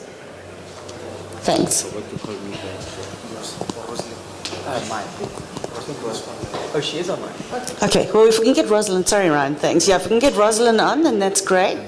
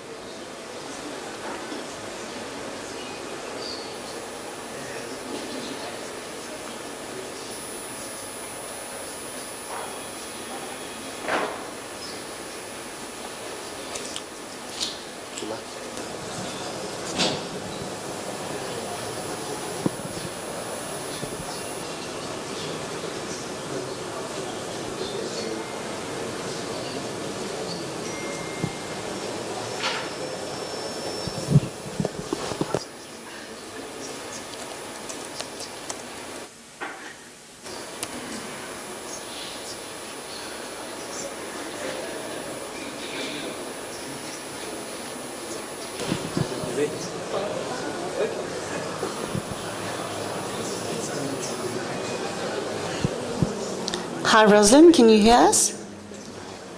Yes, I can hear you. Hi, welcome. Please introduce yourself and you can go ahead. You have 10 minutes to present your paper. Thank you so much. Thank you. Hello, everyone. My name is Rosalind Karambakua. I am with Nelson Mandela University. I'm a lecturer there in the business school. So the topic for my presentation is unlocking growth and development through promoting competition and counteracting poverty and economic inequality in South Africa. So with regards to the background and research problem, poverty and economic inequality in South Africa has been worsened by increasing concentration in most sectors over time. According to the Competition Commission's main tracker report 2021, out of all sectors, 69.5% are highly concentrated, and 40.3% of all sectors are highly concentrated with a dominant firm. And only 9.7% of sectors have unconcentrated markets. So high concentration has created dominant firms that raise entry barriers to exclude rivals. And with market power, they increase markup levels. And to show this, South Africa's markups since 2000 have increased nearly 25%, yet global markets markups have increased by just 6% over the same period. So we also have state-owned enterprises in South Africa that have outdated business models, weaknesses in governance and finances, and are also shielded from competition. So these SOE inefficiencies mean that customers pay high prices and foot the bill for their bailouts. Thus, we have high concentration and SOE inefficiencies, resulting in high production costs, which are passed to the consumer, low quality services, low productivity, low private investment, and ultimately low economic growth, poverty, and inequality.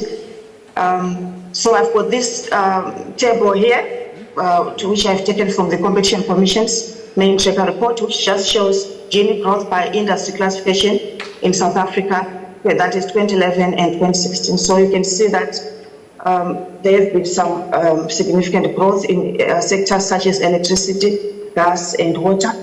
However, there have also been reductions in Gini, for example, in catering, accommodation, and other trades. Then this table also shows the turnover share of top 10% and bottom 50% of firms. That is for 2011 and 2016. So you can see that by industry from agriculture to wholesale. And I'll just go down to all firms. So you can see the turnover share of top 10% in 2011 was 86 and 2016 85. And bottom 50% it was just 1.6 in 2011 and still 1.6 in 2016, just showing the disparity. So the main objective of my research is to find strategies to reduce sector concentration, promote competition, counteract poverty, and economic inequality to ensure that South Africa unlocks accelerated growth and development. These are my specific research objectives: to determine the impact of industry concentration on poverty and economic growth in South Africa, understand the factors impacting on competitiveness of economic sectors, find out how competition promotion has impacted economic equality, as well as to assess how competition authorities can effectively use competition law to reduce concentration, and finally to come up with strategies for reducing poverty and inequality to unlock growth and development. So, with regards to methodology, so I've used a review of literature related to competition, poverty, inequality, South Africa and worldwide.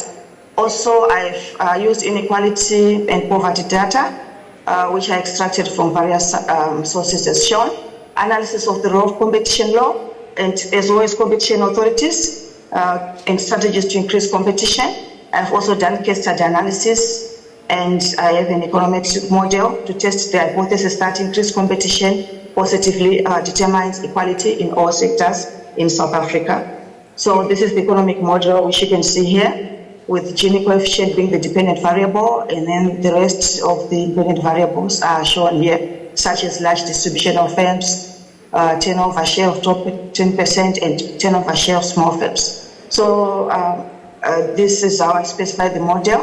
So the ordinary least squares model, regression model, is the one that I use to estimate the impact of competition on economic equality in South Africa. So Gini coefficient measures economic equality. And the research hypothesis is that increased competition positively determines economic equality in all sectors in South Africa. And I used final data for 2011 and also for 2016 from all sectors. So before implementing the OLS, the data was first subjected to Jack-Berra normality test, which showed that residuals are normally distributed.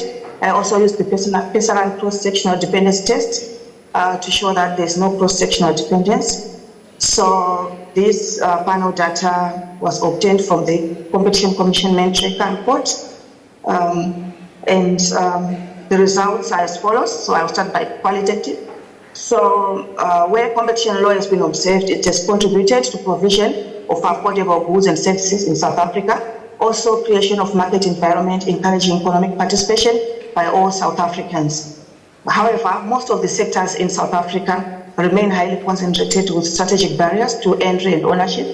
And the factors that affect competitiveness of economic sectors include poor performance of SOEs and weak enforcement of competition laws. So removal of uncompetitive and discriminatory regulations can result in faster economic growth and reduction of inequality in the country. And competition authorities also need enough information to make the right decisions. For example, they need disaggregated, reliable economic or product data. They also need information about production costs, profits, and market shares and consumer behavior. So this can help them to make accurate decisions. Also, political will is important. The degree of independence of agencies that regulate the economy also has an impact on competitiveness. We are also looking at impact of mergers and acquisitions by multinational corporations, which can be avoided if there's effective competition law prohibiting them. And effective competition law can actually attract more foreign direct investment because multinational corporations expect a level playing field.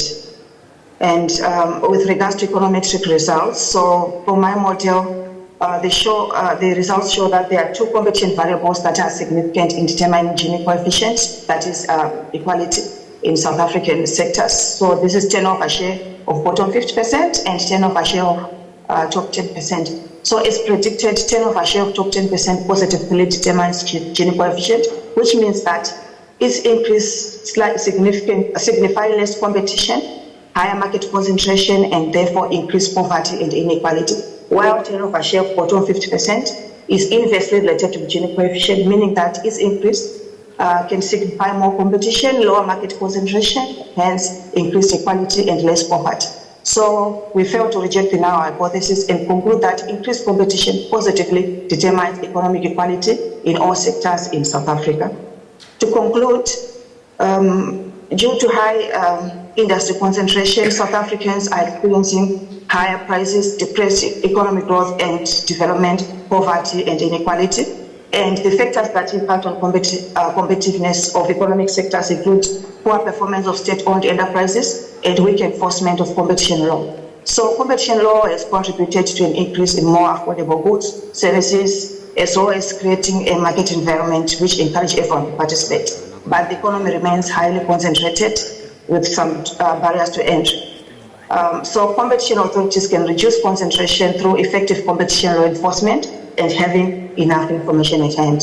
So these are just the strategies that I came up with to reduce sector concentration, such as reducing costs of doing business, opening markets, ensuring SOEs are efficient, private business promotion, also addressing market inefficiencies, and also to review regulations and enforcing competition policy. So the power of the Competition Commission of South Africa needs to be increased, and loopholes such as exemptions if the firms engage in anti-competitive behavior should be closed while aligning practices to international standards, also removing those strategic barriers to entry and ownership and improving governance. Also, if there are any firms that seek to preserve the market dominance, such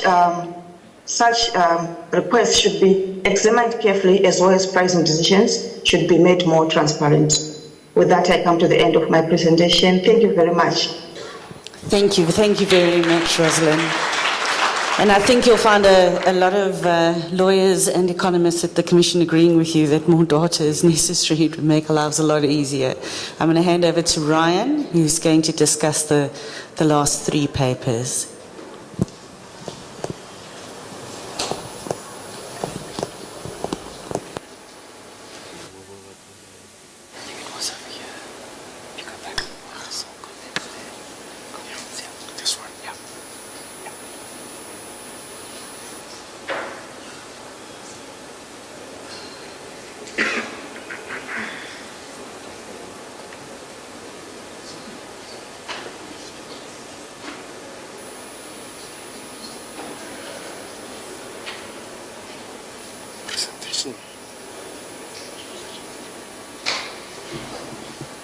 Okay, great. Thank you. So my job is to quickly take you through my comments on 3 very interesting papers. The first one is really on the enforcement priorities. So here, what the authors try and do is they say, well, you know, what should developing countries be able to enforce their? Should developing countries be able to prioritize their enforcement activities, or you know, should we really try and lock down the way that developing country competition authorities go about prioritizing cases? Should we give them discretion or not? I thought there were a few very interesting insights from the papers. The first is the astonishing lack of ability to prioritize in developing countries. And there's also a lack of rights, of special rights for consumers and consumer groups to participate in proceedings. The authors propose 4 models. So in the first 2 models, there are actual rules set out in the law as to how competition authorities go about prioritization. The third says, well, you can prioritize, but you still need to publish reasons when you don't want to take a case forward. And then the fourth, there's no real discretion, which is where most developing countries actually sit. And the authors kind of propose, look, you know, maybe the way that things are at the moment, where developing countries don't have much discretion, is kind of a good thing because of governance issues and so on in developing countries. That's a problem. And so I thought, I just have a few comments on the paper. First, I thought that it would be nice to consider, you know, that authorities consider prioritization anyway. So in many developing countries, cases get prioritized whether they're allowed to or not in terms of the law. And so I think the paper kind of needs to take that into account. The second is the fact that, you know, I've worked a lot in many developing countries in competition and regulation. And I mean, I think, and in many cases, you know, where there is weak governance, and I'm not sure that it should play such a big role in the minds of the authors. And I do, given the limited resources that competition authorities have in developing countries, I wonder if the weighting is sort of overemphasized. That, you know, that there's this sort of weak governance in developing countries. It would also have been nice to see in the paper, you know, what was the impact of these different prioritization frameworks? What kind of transpired? You know, has it worked in the European Commission? Have they had better outcomes? Have they met their prioritization sort of criteria? Have they saved a whole lot of resources? Did they miss a whole lot of enforcement opportunities? So and so I thought that would have been useful from an impact assessment perspective. And then there was a very nice paper about the advocacy activities of the last years. And I think this is very nice. It draws together all of the advocacy work that happens. Advocacy work sometimes sometimes gets a little bit, you know, lost in the mix because everybody gets excited about the big cases and the judgments and so on. But advocacy work plays a very important role. The paper outlines all the activities in procurement, in agriculture, in COVID-19, and there were some impact assessments that the authors reflect on. I thought this was a very useful overview. The one thing that I was a little bit concerned about is that there were only 2 references on impact assessments in the paper. And I thought that's surprising. I think that this is very difficult to do. We have in the past also proposed doing impact assessments for the Competition Authority. And, you know, the problem is, of course, is getting data after the fact, and all of this is very sensitive. To do it properly, that is. It's very difficult to do. But I do think that carrying out more impact assessments, particularly on advocacy work, would be very, very useful. So, for instance, I mean, you know, there were some anecdotes, I think, on some of the procurement advocacy that had been done, and you know, there were some interview outcomes and so on. It would be very nice to see a little bit more. You know, what kind of happened, for instance, to the legal bank panels? Are they all very diverse now? Do we have much more low price transfer fees? Having just gone through this, it doesn't necessarily seem that way. That's just you know, that's an aside. But yeah, it would be nice to know what was the actual impact of that. Similarly, automotive parts and school uniforms. And then finally, we have Rosalind's paper about the very difficult question about linking inequality and competition enforcement. Rosalind finds that you know, there are two competition-related variables that impact on inequality. That's the turnover share of smaller firms and the turnover share of larger firms. Both of them impact inequality in the direction we would expect. And Rosalind also considers case studies how to reduce inequality. This is actually a very growing literature worldwide on markups and the impact of markups on broader macroeconomic factors like inequality. And I thought it would have been very nice to see that in the paper. So, for instance, there's a whole group of people around Jan Eekhout who are doing a whole lot of work in this particular area. And I thought that would have been nice. On the econometric side, I'm not sure. I think that 22 observations is actually quite limited. I think this is just a function of the data. So, of course, more data would be useful, is always the story. But I'm not sure that we should take into account too much. We should infer too much from 22 observations. And then finally, the authors comment on inequality as though they mean broader societal inequality, poverty, and so on. But I think what the authors are actually doing is just commenting on inequality in turnover of firms in the data set, which is kind of a different point. So they're regressing the level of inequality of firms on measures of the inequality of firms. So I'm not sure that that's necessarily a very helpful approach. One thing to consider on this particular area, SARS has a very nice data set on this which you can apply for and get access to. And those are my comments. Thank you so much, Ryan. Thank you very much. I don't want to deprive anybody of tea time. We have run over a little, so maybe I can suggest if there's a pressing question, you can raise that now. Otherwise, make use of the tea opportunity to come and speak to any of the speakers or the discussants.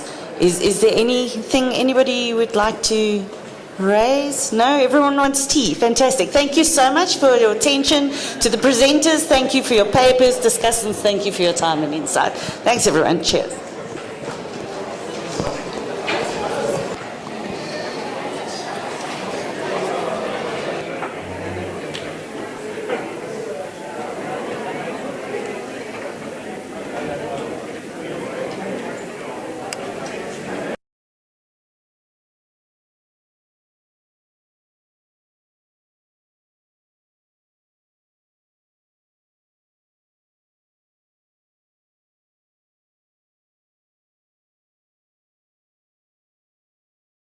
Second session of today's academic program.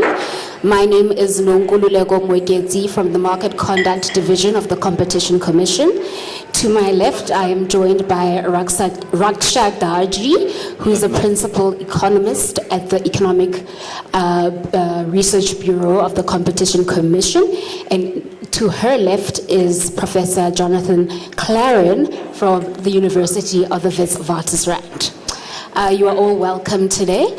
Our first presentation will be coming from, I believe, Nairobi, Kenya, and that is a presentation on digital platforms, competition law and consumer protection in Kenya, and that will be presented to us by Beatrice Binya. Beatrice, are you online?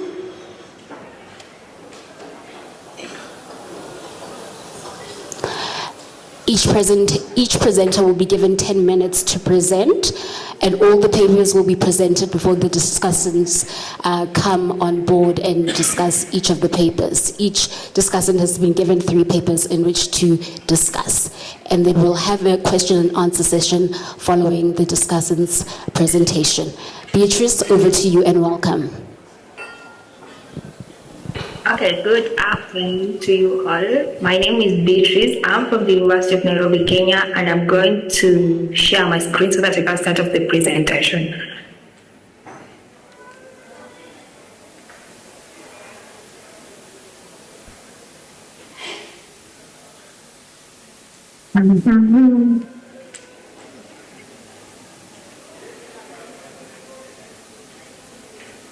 Hope you can see my screen.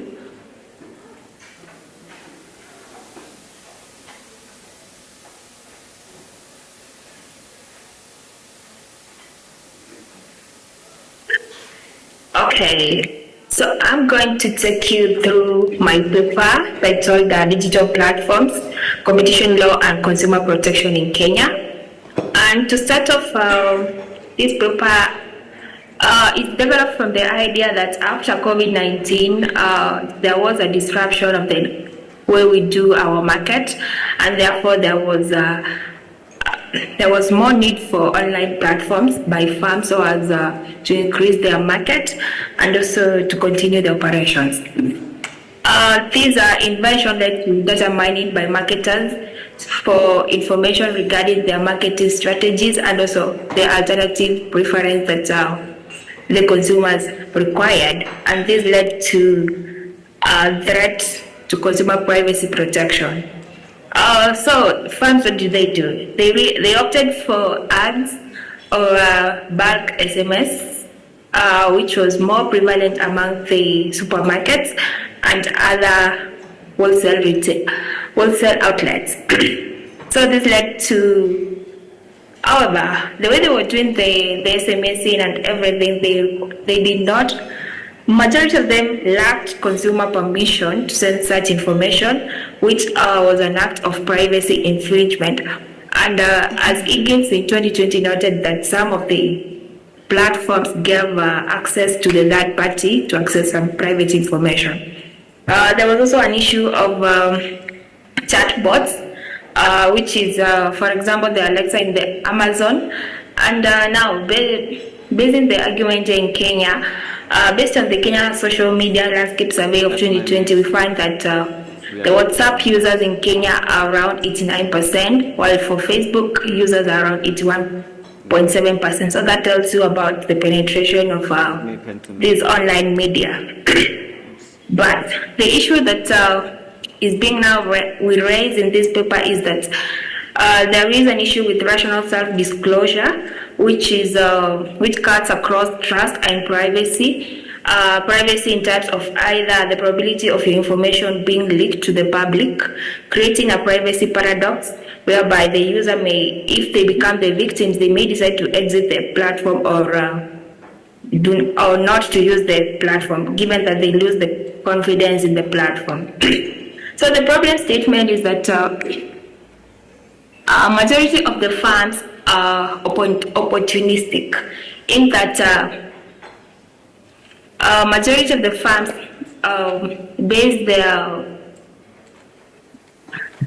the firms are more manipulative and deceptive in an attempt to coerce the supply.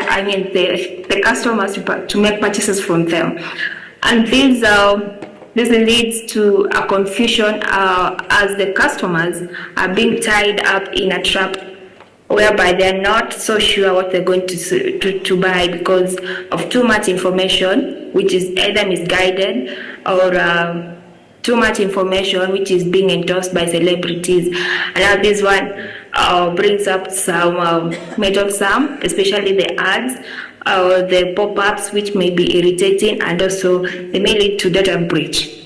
Now, basing from that, as of 2020, the Kenya Consumer Protection Law was still at the infant phase, and therefore it wasn't comprehensive. So the objective of this study is to examine the influence of individual specific characteristics on consumer needs for protection and perceived digital marketing, resistance, and preference alteration.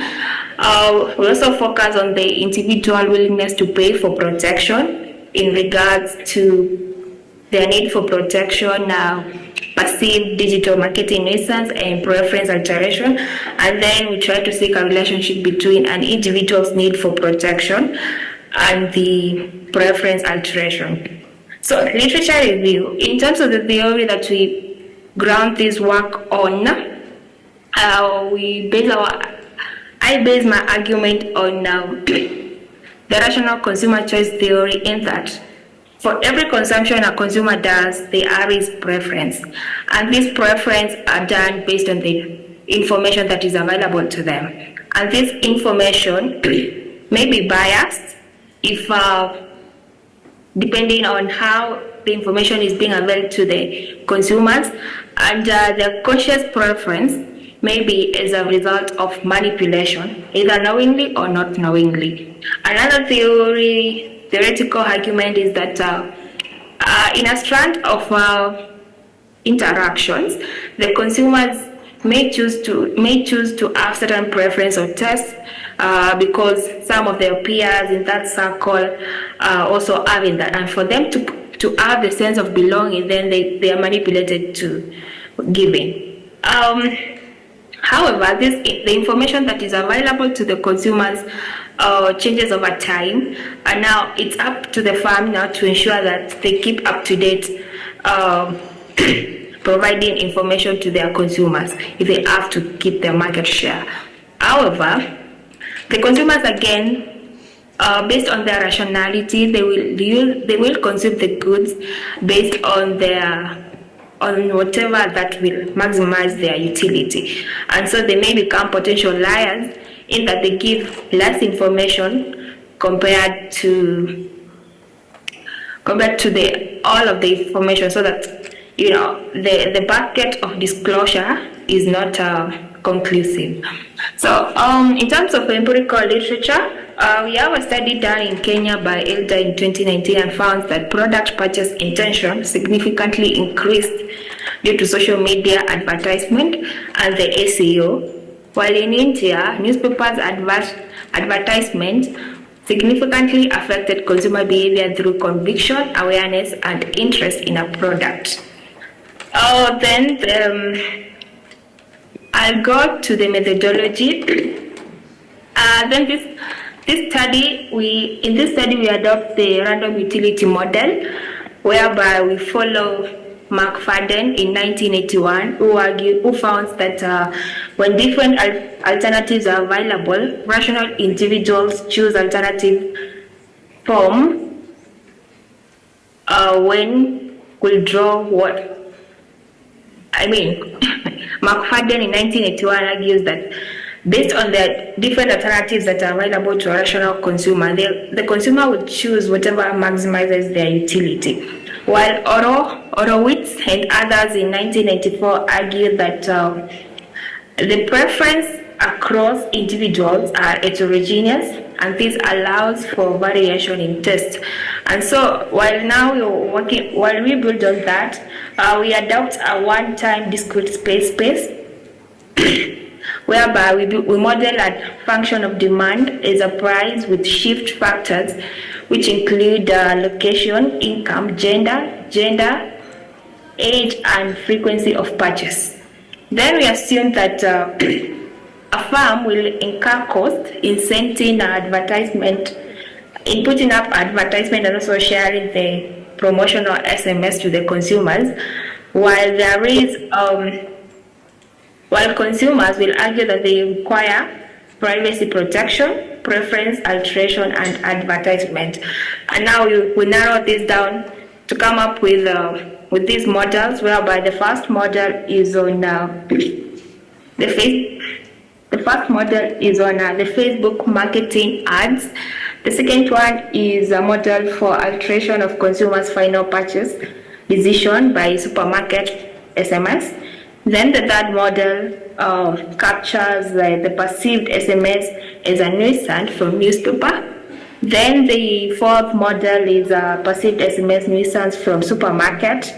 The fifth one is a model capturing perceived WhatsApp and Facebook marketing ads.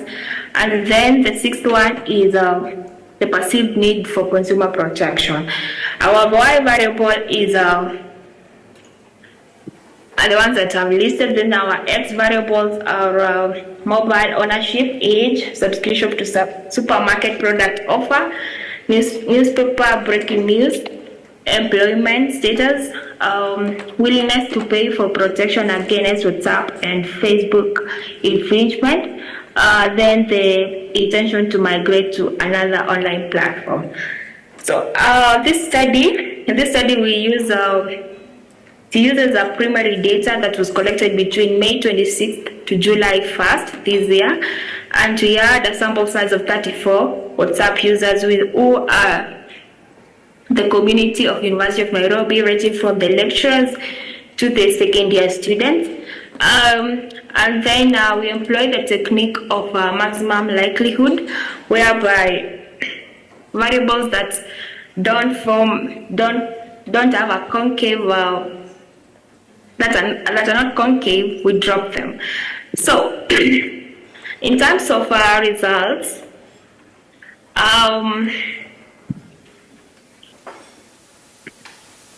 yes, let me now pick it from here.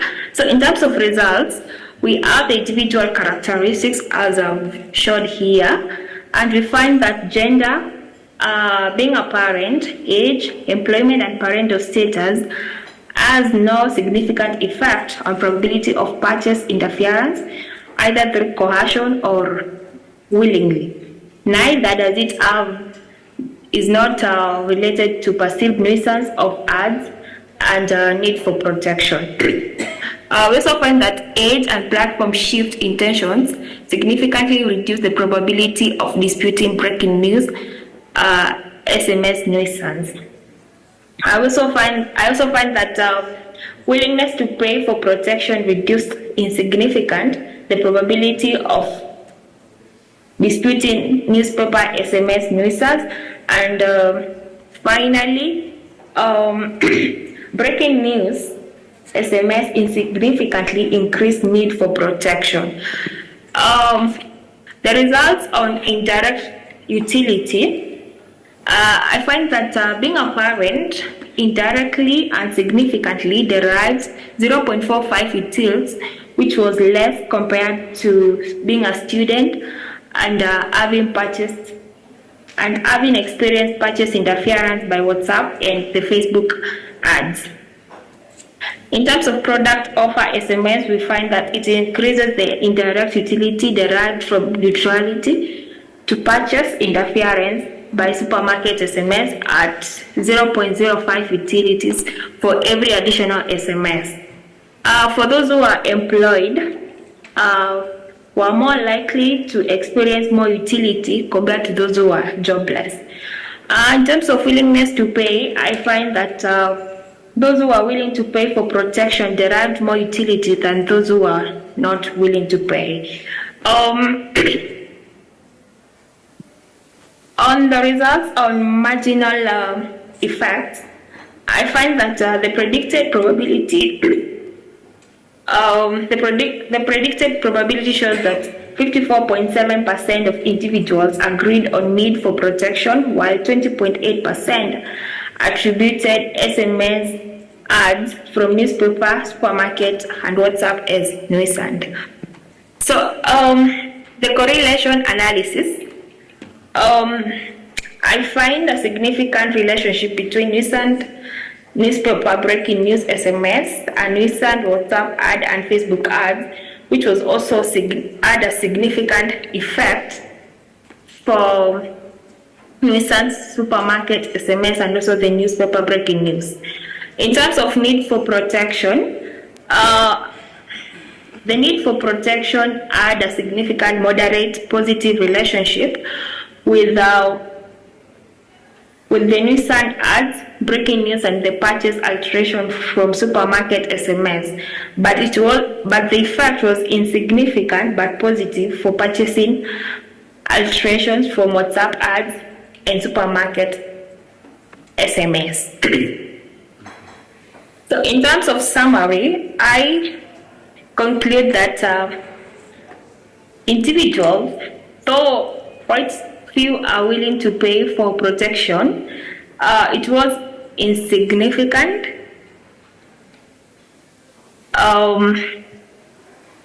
especially for newspaper nuisance, while for breaking news, it insignificantly increased the need for protection. This nuisance was more prevalent among older people and those who had intention to transfer from one platform to another. The product offer, SMS, reduced the likelihood of purchase interference, but Facebook and WhatsApp influenced purchase decision, which decreased the indirect utility. Finally, there was a positive significant relationship with nuisance ads. Then the study recommends that for those who are non-subscribers, they should be compensated in the event that they receive these irritating newspaper messages, and therefore there must be some modalities to ensure that those who are subscribers and they get tired from the subscription, then there is a way for them to end their subscription. I thank you, and I am done. Thanks. Thanks, Beatrice. Please stay online if there may be questions later on. Without any further ado, I will call up our next presenter, and that is Mpumi Shabalala, who will be presenting on proof and interim relief applications before the competition authorities, a new wave of competition law jurisprudence. Over to you, Mpumi.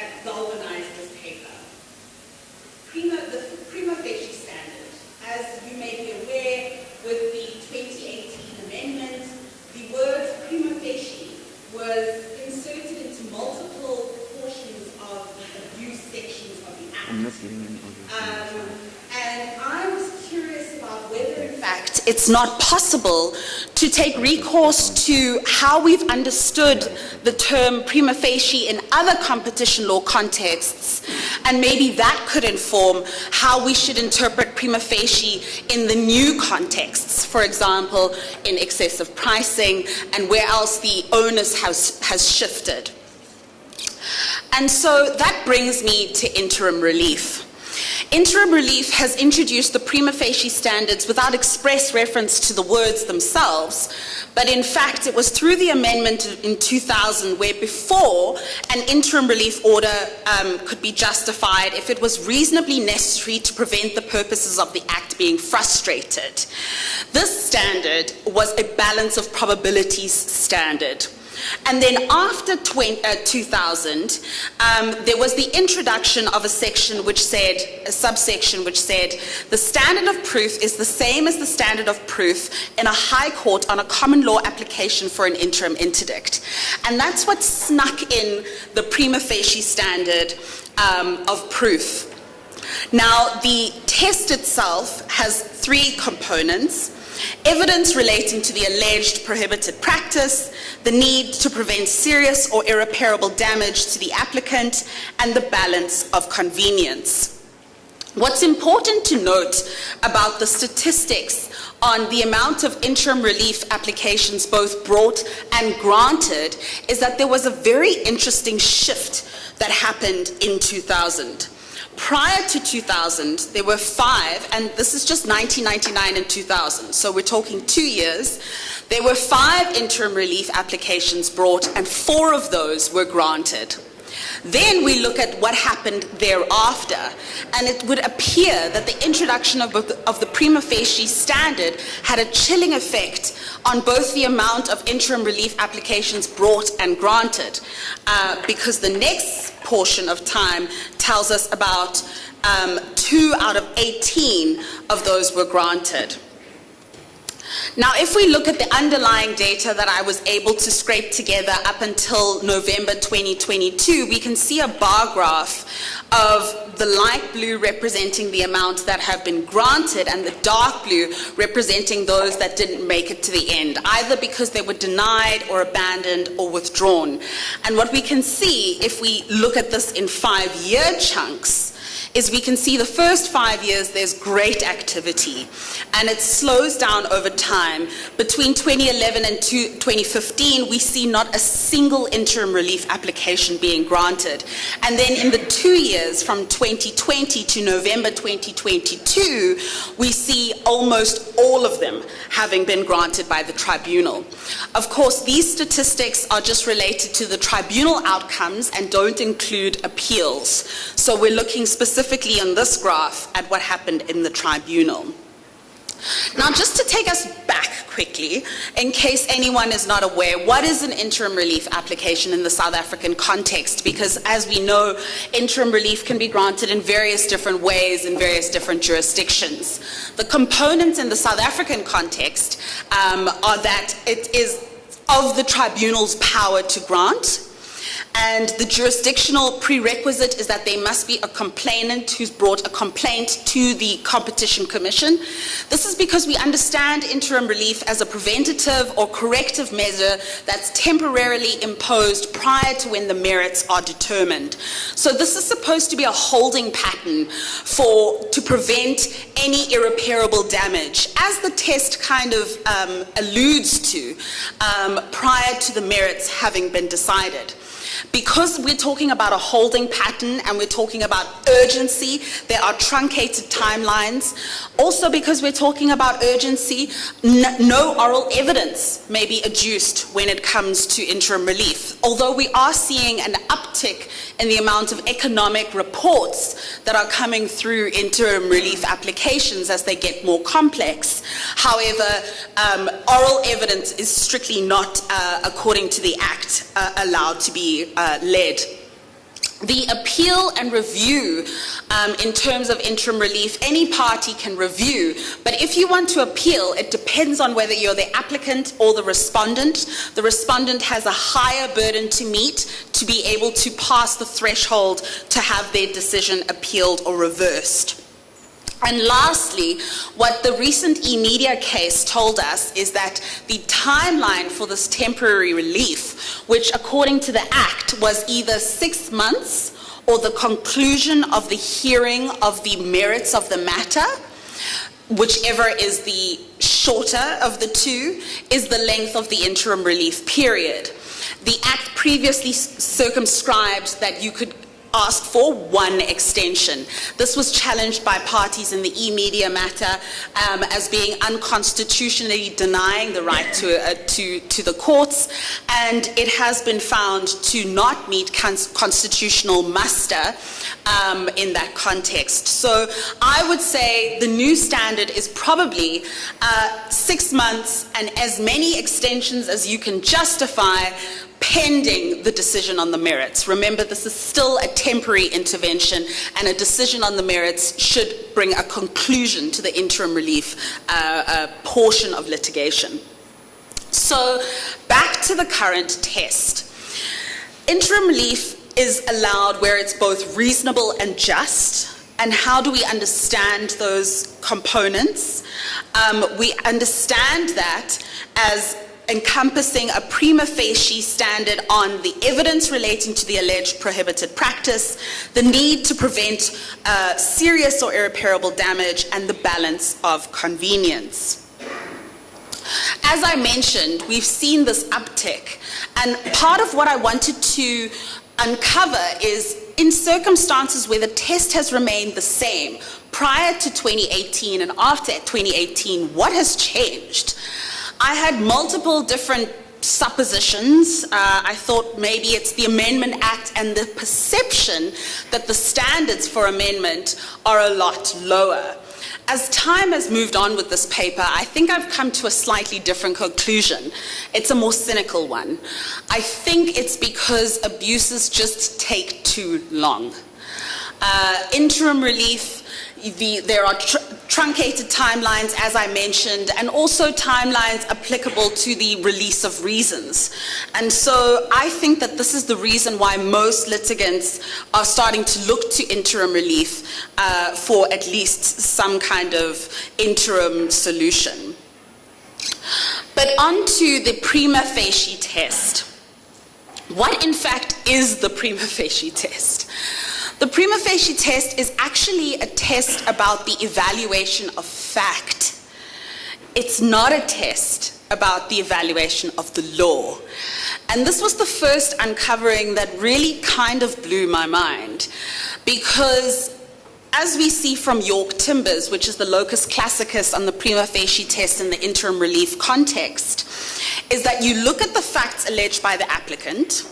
Remember, you start with the applicant's version of the world, as opposed to starting with a neutral version of the world and having the applicant convince you of their version of the world. You start with the applicant's version of the world together with the facts alleged by the respondent that the applicant cannot dispute. You look at that, you look at the inherent probabilities, and you see whether, in fact, those establish a prohibited practice. If they have succeeded in doing that, there's a second leg. The second leg is there reasonable doubt being cast upon the applicant's case as set out by the respondent? And if we think about where we start in this inquiry, as I mentioned earlier, we start with the applicant's view of the world. Now, the overview of cases that I chose to consider in this paper start from after 2018 with the amendment of the Act. They start with the BCX Vexel case, which was the first interim relief application granted post the amendment. What we do know is that BCX appealed the finding in favor of Vexel. However, that appeal, and I think the judgment itself, really needs to be understood in context. There's a lot of obiter that I think Unterhalter took liberties of getting into when talking about the merits of interim relief, the purpose of interim relief. But remember, this was obiter, because the question that actually was being answered in the BCX Vexel case was whether the respondent had shown final irreversible effect of the order to justify an appeal. So they failed on leave to appeal. The judgment in BCX is not a discussion about the effects of the conduct, for example, which was the very basis of the appeal by BCX. BCX said that the tribunal did not go into effects at all when it came to the competition analysis. And I don't think that that criticism is misplaced. What we see through these cases is that there hasn't been a consistent approach when it comes to the evaluation of effects in an interim relief context. The next case, the big case, the e-media case. E-media, the competition tribunal dismissed and the CAC granted. The reason why the CAC granted this case was mainly on the tribunal's assessment that they said was incorrect and too heavy-handed regarding the prima facie standard itself. So from the tribunal to the CAC, you see a criticism of the tribunal's treatment of the facts and the meeting of the prima facie standard. That and the appraisal of harm was said by the CAC to be the two main features of the tribunal's decision that had gone awry. After that, we have Segunjalo. Segunjalo was like a conversation between the authorities, because it was like the tribunal said, okay, no interim relief, e-media, and the CAC said, you're absolutely wrong, you should be seeing this through a transformative lens. Look at how Exclusionary Act has been widened to include the idea of participation. The standard must be robust, robust, robust. And the tribunal said, okay then, here's Segunjalo. And Segunjalo was granted and later overturned by the CAC up above. And the facts of Segunjalo are very interesting, and I don't think I have the time to get into them, but I will pull out the nuances regarding the prima facie standard that the CAC set out there. So again, there's an overturning on the prima facie standard. Has the prima facie standard been met? The tribunal said yes, the CAC said no in that case. The next case I examine is Sasol Gas. The reason for doing so is because that's the one where there's exploitative conduct instead of exclusionary conduct. And part of my thesis was that exclusionary conduct was probably seen as having a lower threshold with the introduction of the word participation. I wanted to see, if you're looking at exploitative conduct, is there still this lowering of the standard? What happened in Sasol Gas is that the tribunal granted the interim relief, and Sasol Gas took that decision on appeal, but not around the prima facie standard, which was left undisturbed, but rather on the Commission's power to instigate an investigation and issue summons in circumstances where Sasol's gas prices are regulated by the energy regulator, NERSA. We now know that the Commission does indeed have these powers, but the prima facie standard as applied in Sasol Gas by the tribunal was left undisturbed.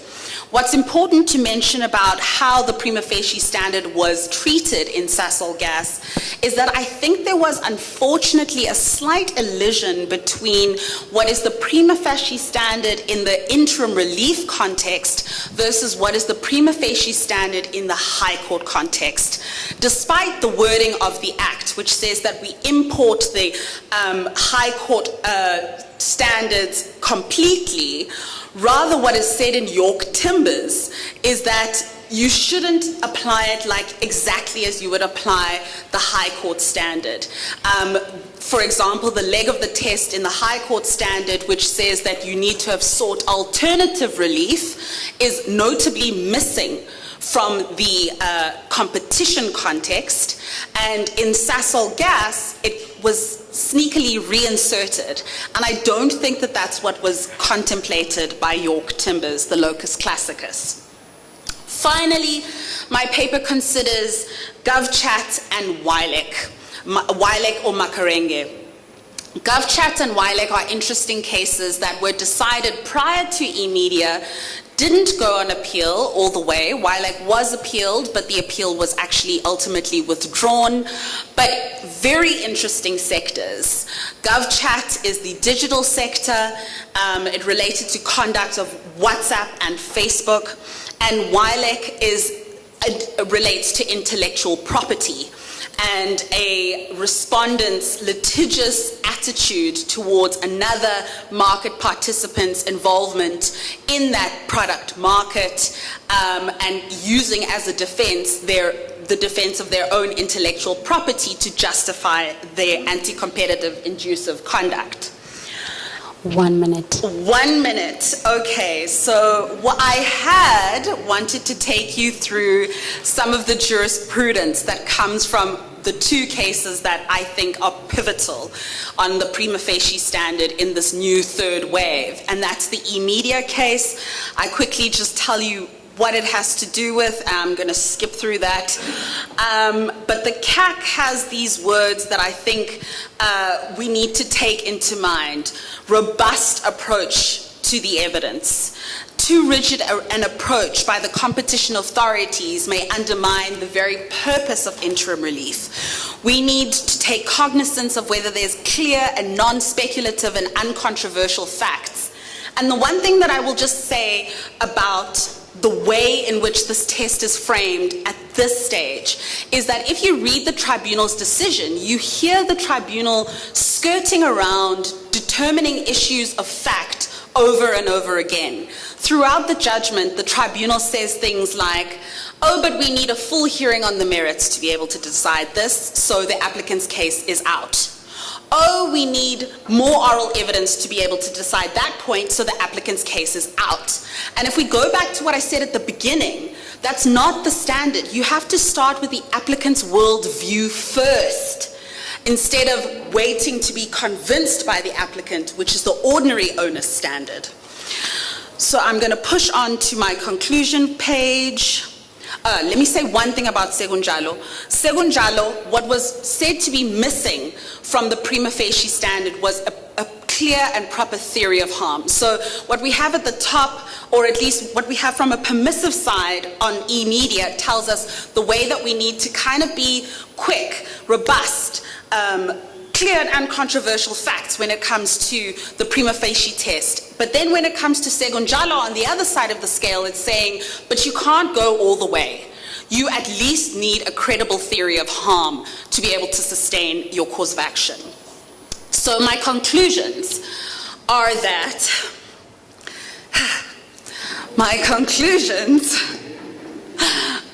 as I said earlier, the prima facie standard is actually about evidence and not the law.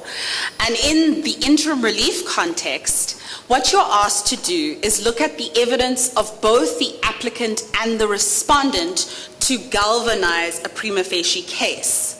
What the new sections ask you to do is look at the applicant's case and come to a prima facie standard before you've looked at the respondent's case. So how applicable is the law on prima facie standards in the interim relief context to our new sections on abuse? I would actually say a lot less useful than I thought. Thank you.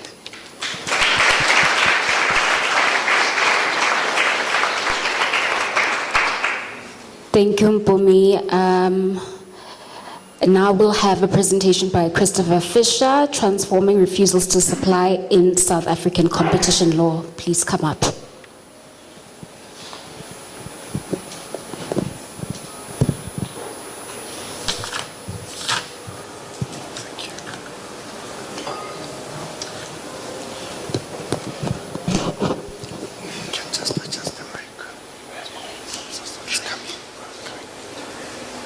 Hello.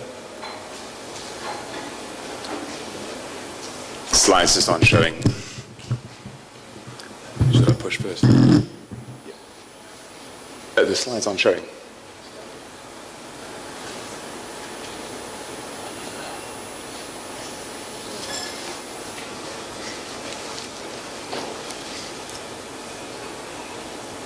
Shall I press on?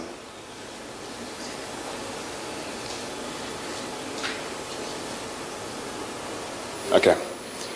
All right, good morning. This paper was first written as my research report for an LLM at Wits University. And just full disclosure, my grade hasn't come back. So your feedback today will be a leading indicator of whether I'm going to expect a heartbreak. So really the question I've asked in this paper is how the Act's transformative interpretive context informs both the meaning and the enforcement of Section 81D2 of the Act. And that's the prohibition on what I'll call for short refusals to supply. And we'll get to the text in a moment.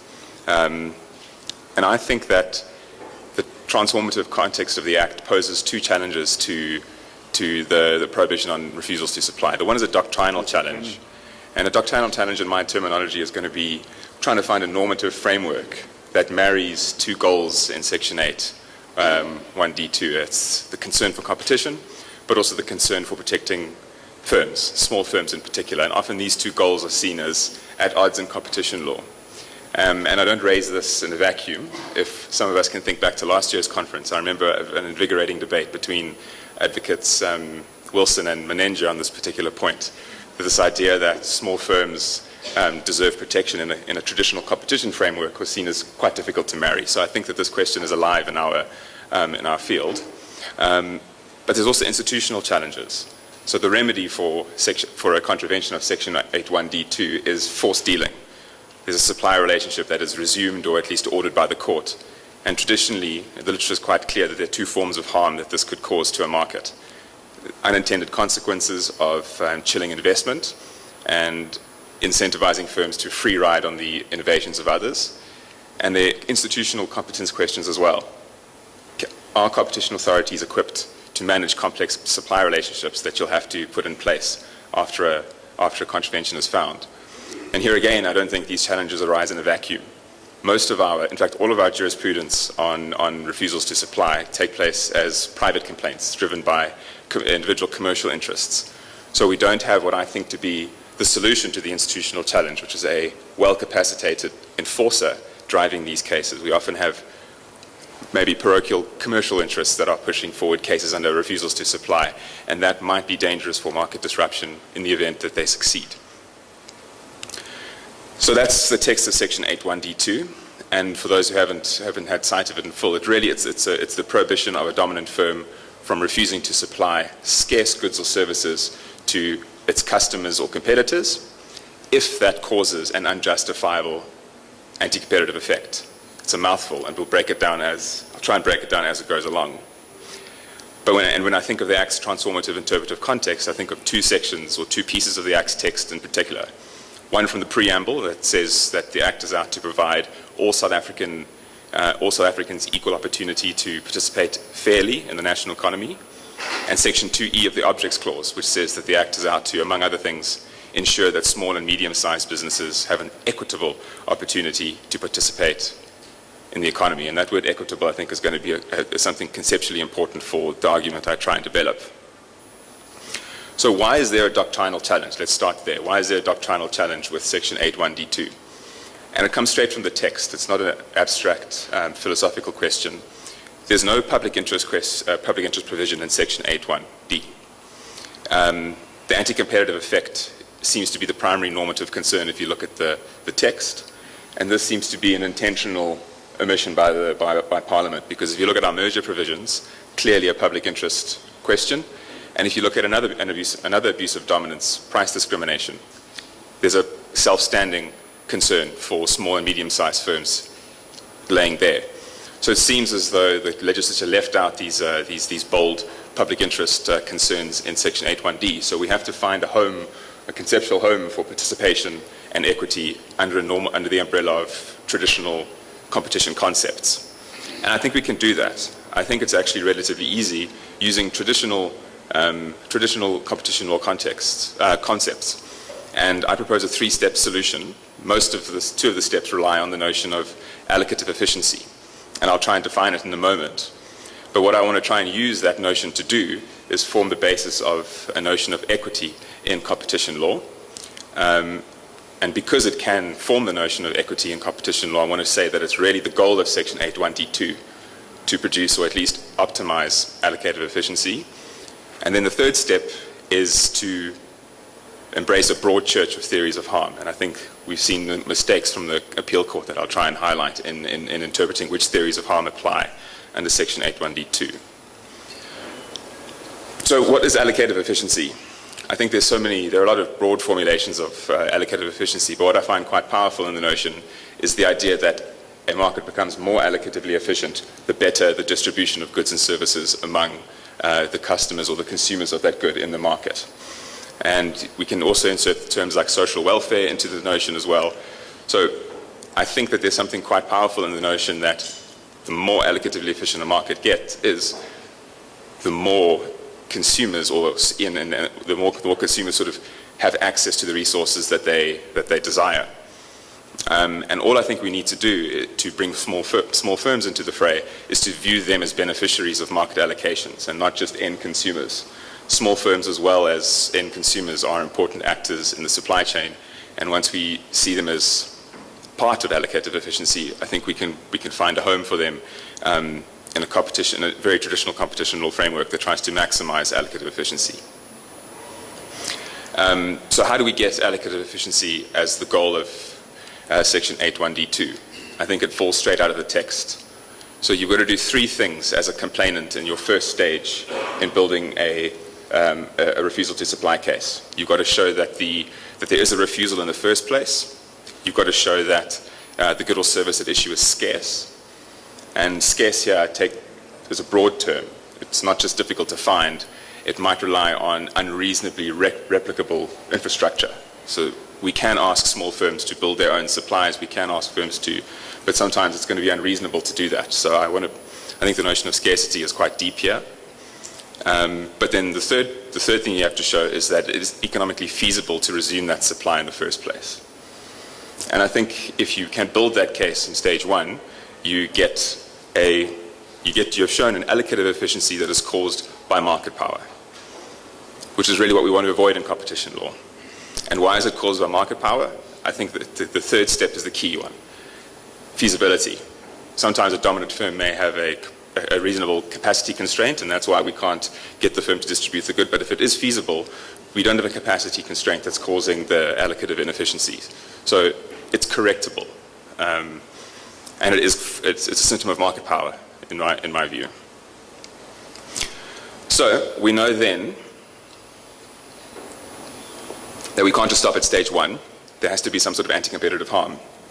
And when it comes to protecting small firms, foreclosure, I think, is the most common harm, and we've heard it spoken about today. But I've just quoted from Uniplate, so to say that there is a very broad notion of foreclosure that already operates in our law, and it covers a whole bunch of scenarios that I think that can offer broad protection to small firms. It occurs when a firm leaves the market, when a firm's market share declines, when a firm would have entered the market but didn't, and when a firm is present in the market but would have expanded in the market. So foreclosure really is looking at a very wide set of market scenarios in the first place. And the most common sort of theory of harm, thank you, that operates in the foreclosure scenario is called vertical foreclosure or monopoly leveraging, or there's various terms for it, but essentially it happens when a dominant firm is vertically integrated into a downstream market and then cuts off supply or reduces supply to a firm downstream that now competes with its vertically integrated entity. You're not going to find any controversy around the world if you examine those scenarios as an enforcer. Those are bread and butter refusal to supply cases. Where things become more controversial and where we start to broaden our scope for protecting small firms is when there's no competitive relationship between the dominant upstream firm and the downstream firm who loses the supply. And I've tried to depict that there with a bit of an image. But really what you're doing here is you're really concerned with the downstream competition. Can you prove downstream competition has been harmed by the refusal to supply? And historically, we haven't had a good time in South Africa looking at those scenarios. So in the Boldman case, this theory of harm was rejected in favor of the former. We stuck with a very traditional understanding of refusals to supply. But with the Competition Amendment Act, I think we've sort of solved the problem, at least legislatively. Now that we've got a Section 8.1(d)(2) that looks at both customers and competitors, the legislature seems to have signaled to us now that we're not only dealing with vertical foreclosure cases, we're actually worried about downstream competition on its own as a focus of the Act by itself. And I find that a little bit concerning because in the Surveys case, at least the appeal court's judgment, we see a rejection of that theory of harm simply because there's no competitive relationship with the downstream firm. And before you even get to the transformative and interpretive context of the Act, you really have to climb over Section 8.1(d)(2) on its own to make that claim. And I worry that that has caused a bit of a disruption in our enforcement and broad protection of small firms. And maybe survey was just a really bad set of facts. There's a lot of problems with that that complaint, but I think this particular part of the CAC's judgment, I think, was a bit concerning. And all I want to say is to take is to take it a bit further, is to say, well, if we're looking for a formation of theories of harm that really protect small firms, we keep this market structure as possible under the Act, and we remove the evidentiary burden of showing that there is a actual downstream harm to competition. So, in other words, we'll just look to protect that downstream firm from a form of foreclosure as articulated on Uniplate, whether or not you can actually show a actual harm to the downstream market. I think the South African Act is quite robust in its protection of small firms. So as long as you can show that there is a form of foreclosure that harms a firm in the way that Uniplate envisages, and that is not down to an inefficiency of the firm itself, then I think enforcement is on the table. And I don't think any of this is really done with any huge conceptual footwork. We haven't really overhauled South African competition law in a way that makes it unrecognizable to other jurisdictions. All we're trying to do, at least in refusal to supply cases, is to correct allocative inefficiencies that are caused by market power to preserve efficient firms and their place in the market. And I don't think that really causes us much harm. And I know I'm over time, but in the spirit of fair distribution, I'm going to take a minute more. So what this means, I completely appreciate that if we do have a broad notion of the theories of harm that apply under Section 81D2, we're going to enforce more often. And we're going to take on those risks of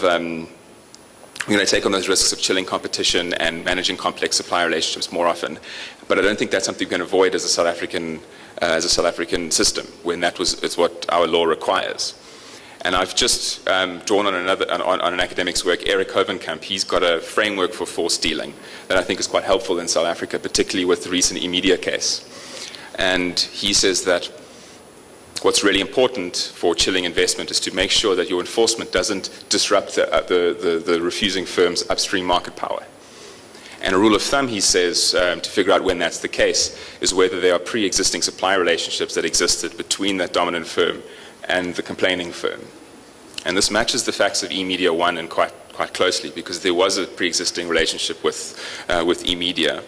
And rational firms wouldn't have those relationships if that undermined their market power in any meaningful sense. So those sorts of cases, I think, are very complex, and I'm not saying that eMedia should be decided one way or the other. But where those cases have those pre-existing supply relationships, I think we should be more comfortable with enforcement. But again, enforcement by the enforcer. Private complaints, I think, are dangerous when you've got, particularly now with the fact that we do have relatively long time periods. The eMedia extension judgment has really said that interim relief orders we don't know how long interim relief orders can last. So I think with that caveat that private enforcement is risky, we can look to situations like eMedia as a model for positive enforcement if led by the Commission. Thank you.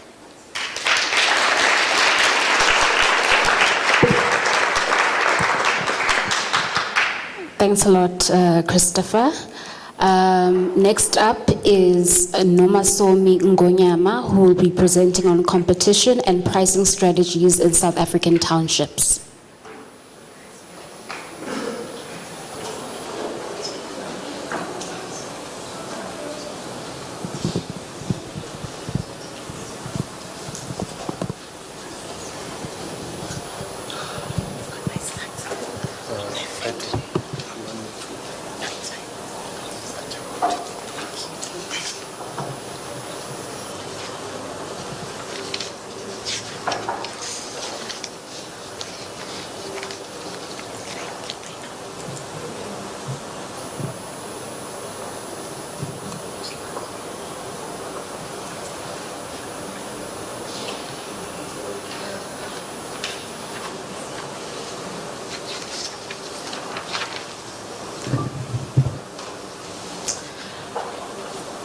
Okay, good morning, everyone.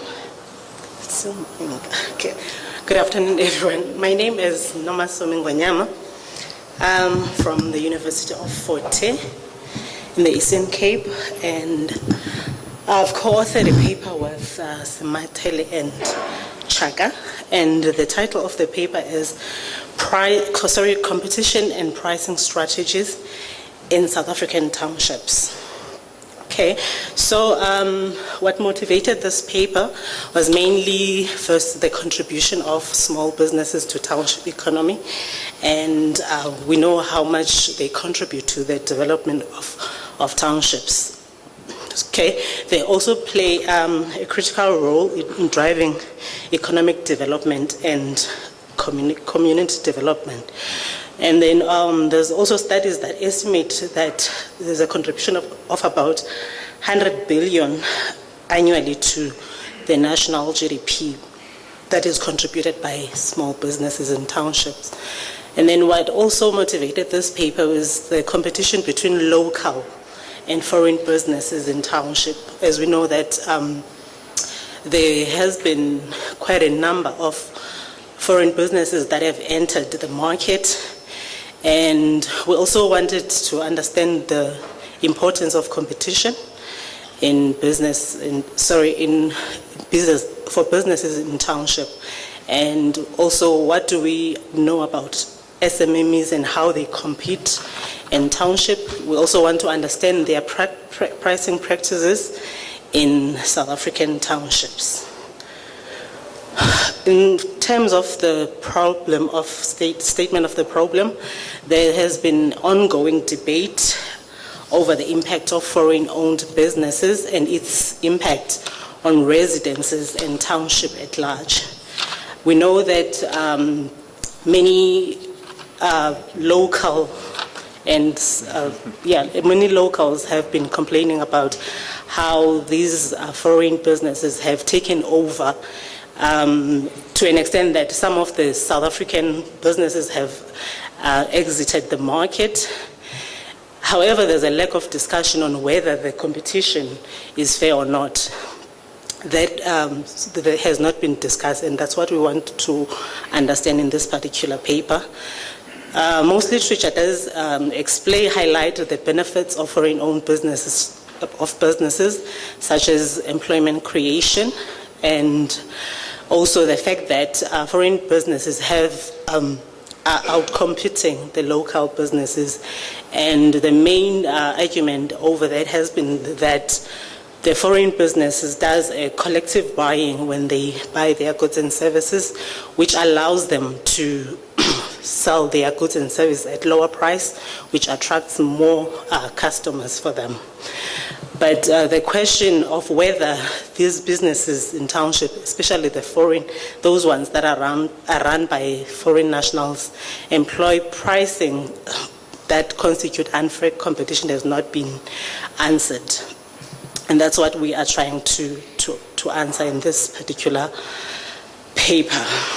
So we understand also that in fair competition, all firms must compete on price, quantity, and consumer service without collusion.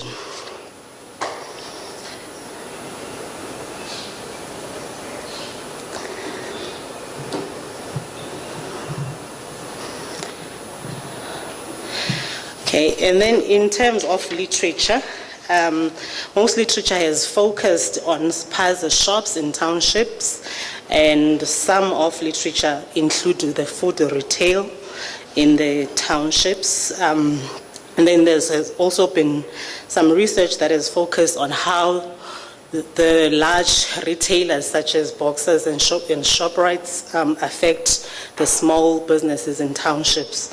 And the main thing that come out of that literature is that large businesses bring out their advantage of economies of scale, which enables them to offer a wide range of goods and services at lower price than the small businesses. And as a result, competition has intensified. Consumer spending has significantly shifted from small businesses to larger businesses and threatening their survival, especially those ones that are near the shopping malls. So those ones that were able to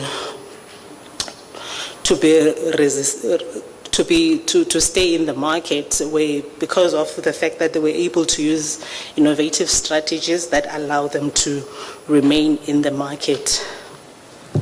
And then recent literature is now focusing more on how the competition between local owned businesses as well as foreign businesses. And the main finding is that the foreign-owned businesses have a price advantage over the South African businesses. And as I highlighted, I think one of the reasons is the fact that they are able to buy collectively, which allows them discounts, and to an extent they are able to sell at a lower price. And then there's also some literature on the lack of transformative and entrepreneurial skills, and that has been argued over the South African business owners that they lack certain skills such as entrepreneurial skill and transformative skills. And then beyond the price competition, there's also been some literature which indicates that many foreign-owned businesses leverage on social and clan-based networks to recruit labor at lower cost. And in contrast, South Africans typically rely on their family members. And then in addition to that, the foreign businesses leverage on social networks. I think I've already highlighted that. Okay. And then literature also suggests that there's been the issues of access to finance, whereas South African businesses are unable to get finance from the financial system, as we know how risk averse they are. So with the foreign businesses, they are able to get lending from informal networks such as their brothers, and yeah. Then, okay, moving to methodology. So in terms of our methodology, we have covered 4 provinces, which is Eastern Cape, Western Cape, Gauteng, and KwaZulu-Natal. And the townships that we covered include Tembisa, Alexander, in Gauteng. In KwaZulu-Natal, we did KwaMashu, Umlazi. And then in the Western Cape, we did Mitchell's Plain and Khayelitsha. In the Eastern Cape, we covered Tanzania and Motherwell. And then in terms of the method of the data collection, we used administered semi-structured questionnaires. And then with that data, we were able to identify 4 pricing strategies. One being economy pricing, which focuses on setting prices below those of competitors. And then cost plus pricing, which focuses on setting prices just above the marginal cost.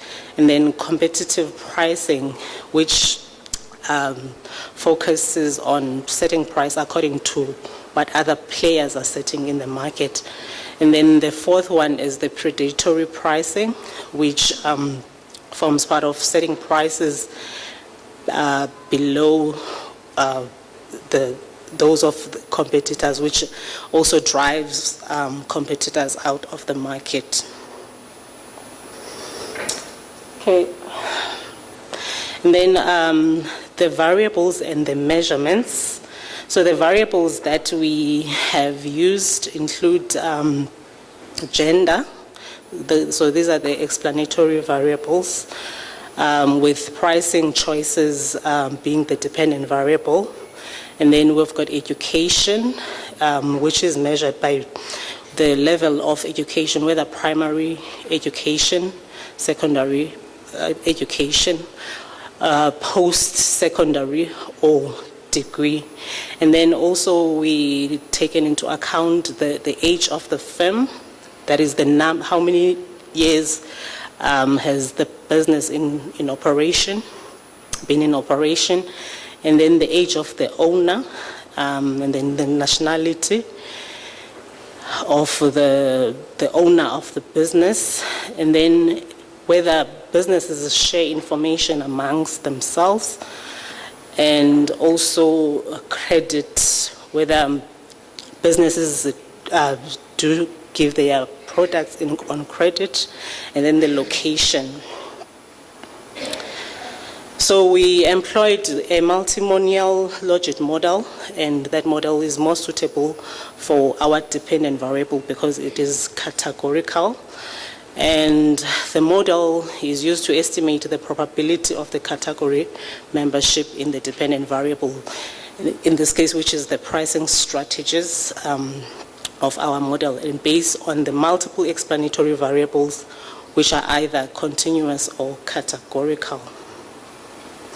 So the generic model of the multimonial logistic model is shown there on the screen.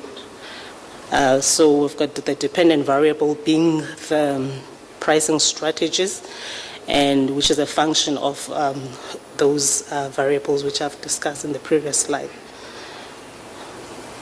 And then in terms of our results, we asked a question like, which of the following characterize how you decide on pricing? And about 54% of individuals showed that they set their prices just above the cost, and then there was also some that set according to how other players set in the market, which was just below 40%. And and then we also looked at how the nationality affects the pricing choices. And from the table there, we can what we observed was that there is no difference. There's no significant differences in pricing strategies by nationality. We looked at the foreign businesses as well in comparison with the South African businesses. So if you look at the margins, there's about a difference of about 2% in cost plus pricing, and also in competitive pricing. And then in terms of predatory pricing, we saw that the margin were quite insignificant. And then, so in comparison, we find out that the pricing strategies are not, there's no much difference between how the South African businesses and foreign businesses price their products. And then this is in contrast to the existing literature, which seem to suggest that the difference is quite significant. And then we also looked at the level of education and how it affects the pricing choices. And then what seemed to prevail there was that those in secondary school or with the level of secondary education commonly use cost plus pricing, and also they frequently use competitive pricing. And then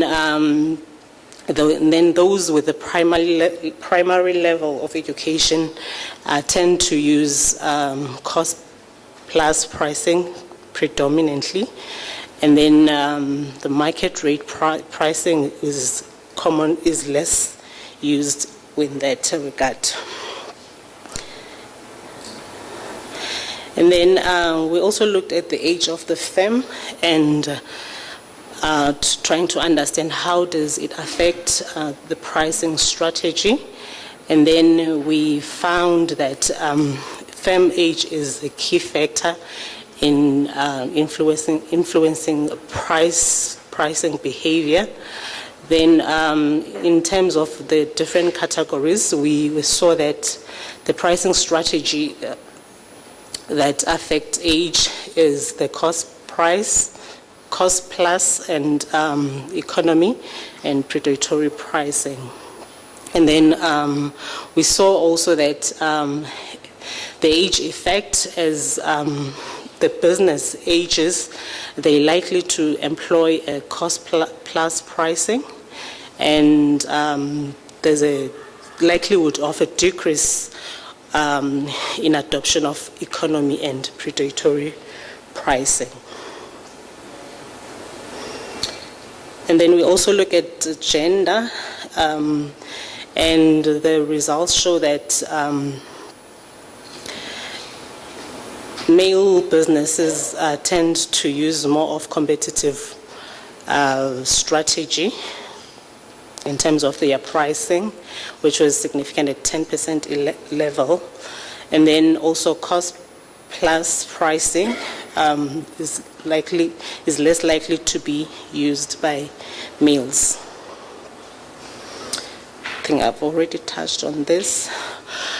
And then we also looked at the issue of information sharing, how businesses share information about their pricing strategies amongst themselves. And we found that businesses that are not sharing information are likely to employ quite a number of pricing strategies, whereas those that share information tend to use economy pricing, which is shown there by the significant level of the margin effect. And then those that are exclusively sharing information with local businesses, we find out there's a reduction of about 19%, meaning that they are less likely to use multiple strategies. And also we found that there's an increase in competitive pricing, which is about 38%, meaning that they're likely to adopt competitive pricing compared to those who do not share information. So in terms of the conclusion, these findings highlight that the age of the business is the primary driver of pricing strategies amongst the sampled businesses. This means that experience matters. So as the firm, older firms are likely to adopt cost plus pricing, likely due to their accumulated knowledge of cost structure and market conditions. This is in contrast with the younger firms, which may be more inclined towards engaging in economy and predatory pricing, perhaps as a strategy to gain market entry and compete more aggressively.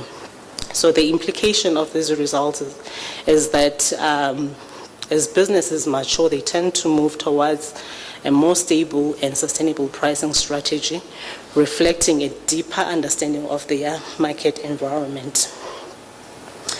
The study found no evidence of uncompetitive practices such as predatory pricing being systematically employed by these businesses. This finding is important as it counters the common narrative that small businesses in informal economies may use aggressive pricing strategies to outcompete their rivals. Instead, the results suggest that these businesses are more likely to adopt pricing strategies based on their experience and market conditions rather than engaging in practices that could harm the market competition. Another key finding from these results is the lack of significance of nationality and local in determining pricing strategies.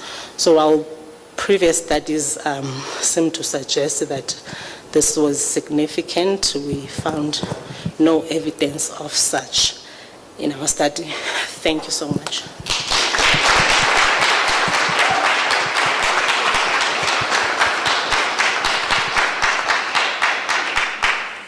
Thank you very much, Nomasomi. And the next presentation is on mergers. Is the firm a failing one? By Ntomika Yise Cebekhulu.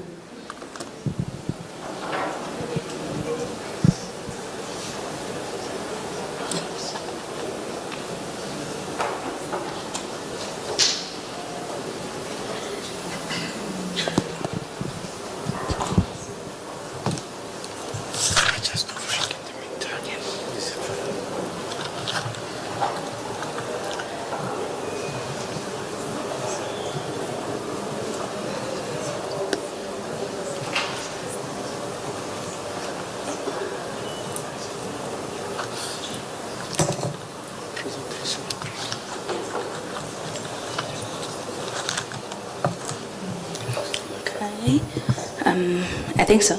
Right, yeah. Okay. Good afternoon, everyone. I hope you're enjoying this engaging academic session.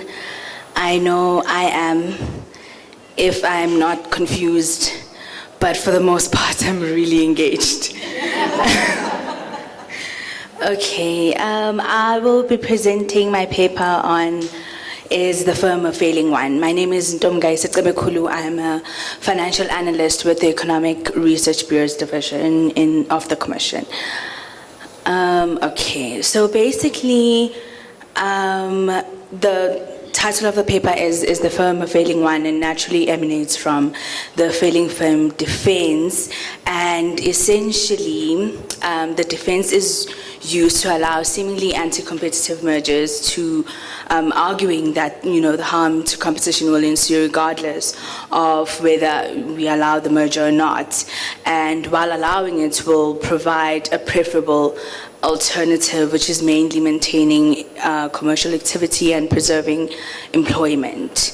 So the defense comes into our Competition Act under Section 12A and details the consideration of mergers, maintaining that a determination needs to be made on whether the merger is likely to substantially lessen competition by assessing factors that are set out in subsection 12A2, which include whether the business or part of the business of a party to a merger has failed or is likely to fail. So its inclusion in the Act finds its influence from international use of the doctrine and its relevance particularly in economically challenging times. So thus far there has been several cases where in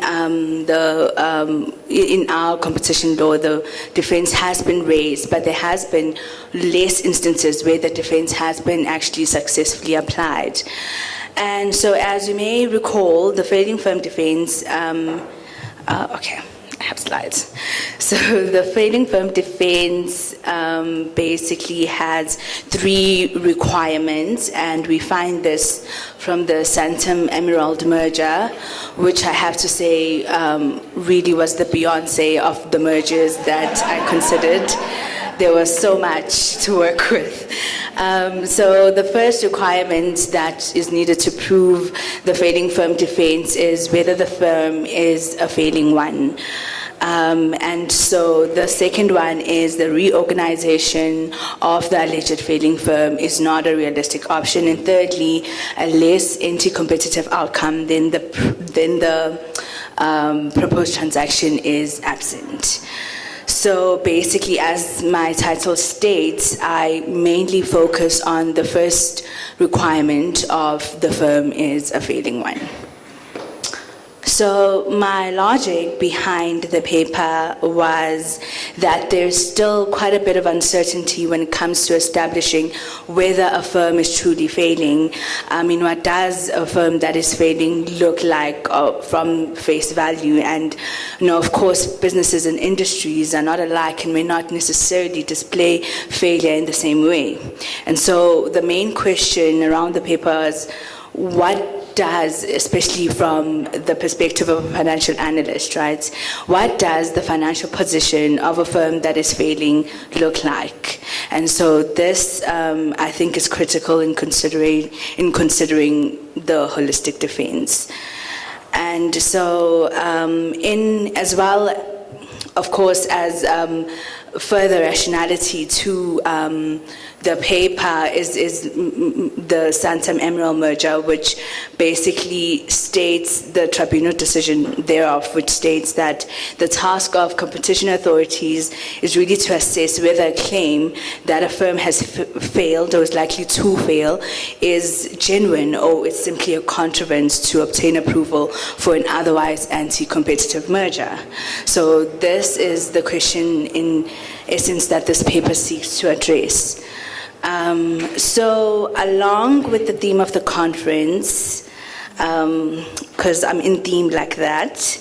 Along with the theme of the conference of looking back to look forward, the paper just focuses on what the judgments in the past decisions that included failing firm doctrine had concluded on this matter of the firm as a failing one, and how we as competition authorities can really better address and assess this requirement going forward. So mainly the contribution from our case president on our failing firms outlines the points of analysis that the tribunal has considered in determining whether the firm is actually a failing one, and this is according, of course, to my Beyonce merger. And so there are 5 main points of analysis that are discussed therein. And firstly, it is analyzing the financial statements of the alleged failing firm, particularly its revenues, profitability, liquidity, and its cash on hand. This is in efforts to assess the financial ratios, mainly your solvency and liquidity, a trend analysis on the revenue to see if there has been a decline in the revenue on the period of assessment, as well as cash reserves to find if indeed there has been a decline therein as well. Secondly, it is assessing the past and recent financial performance of the firm in questions compared to other market participants. This is really to find overall industry trends and see if the failure, the alleged failure, really is not perhaps an industry phenomenon of, you know, a decline across all of the industry, or it's simply really related to the main firm in question. And thirdly, it is assessing the level of investment required to address any solvency or regulatory requirements. So this is mainly to ensure that the merger will actually address the financial distress of the alleged failing firm. And fourth is establishing the state of the firm's relationship with its creditors. So this is also in efforts to see if the firm in question has been meeting its financial obligations. And lastly, it is whether the firm in question has access to internal or external funds of capital. And so really this is just to basically assert that if a firm can access internal funds in the form of its own reserves or retained earnings, is it actually failing? And if a firm can prove repayability to banking institution and obtain external funding, is it really failing as well? So basically the paper goes into detail about all of these above mentioned points, and it further recommends potential sources for the information required in the analysis. And so really in essence, this paper seeks to provide a tool for analysts on how best to establish firm failure. Other points of consideration that I touch on briefly in the paper are consideration regarding the interpretation of the doctrine in other jurisdictions. And basically this is to highlight the fact that even though there is some uniformity in how the requirements are applied, but in the defense in different jurisdictions is interpreted differently, and its use in the South African context is not as an absolute defense as it would be in other jurisdictions. And in as much as this may not be favorable for corporate, I do believe that it is vital in the mitigation of risks associated with any type 1 and type 2 errors, so that even if there is an error in judgment or in analysis that is made, but because it was not a standalone defense, and other issues surrounding the merger and the state of the merger were also considered, it is far less likely that the decision will have very detrimental effects. And the paper also touches briefly on thoughts around illegitimate failure, what that may look like, and illegitimate failure may also be instances where management is strategically inefficient, or rather poses the inefficiency in its operation in efforts to raise costs of business and to basically justify failure. This is also along the lines of superficial failure, where a firm might really be going through a cyclical slump due to various internal or external factors, but from which it will most likely recover. And so it's an interesting and critical thought to think about what that would look like and how we as competition authorities can identify that and how we can mitigate those assertions. And so in conclusion, I do believe that we have quite a bit of case precedent, which can give us a better understanding on how to approach similar cases going forward, not just in terms of the failing firm defense really, but I've found that with each judgment and its accompanying reasons, there's always a learning opportunity regardless of the outcome. And this paper has highlighted that for me indeed, because my initial thought was really to go around the financial literature, as there's extensive financial literature on firm failure and financial distress models that I could have went into. But I decided to dig into our past decisions and past reasons and see what we can make of what we already have within our position. That is my paper. I hope you read it. Thank you.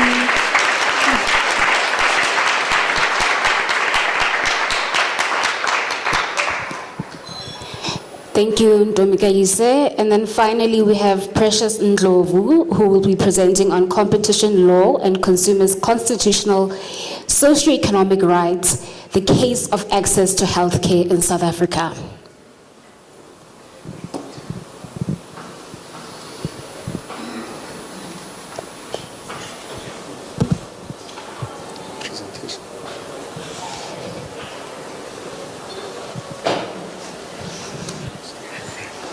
I think it's one just pull further.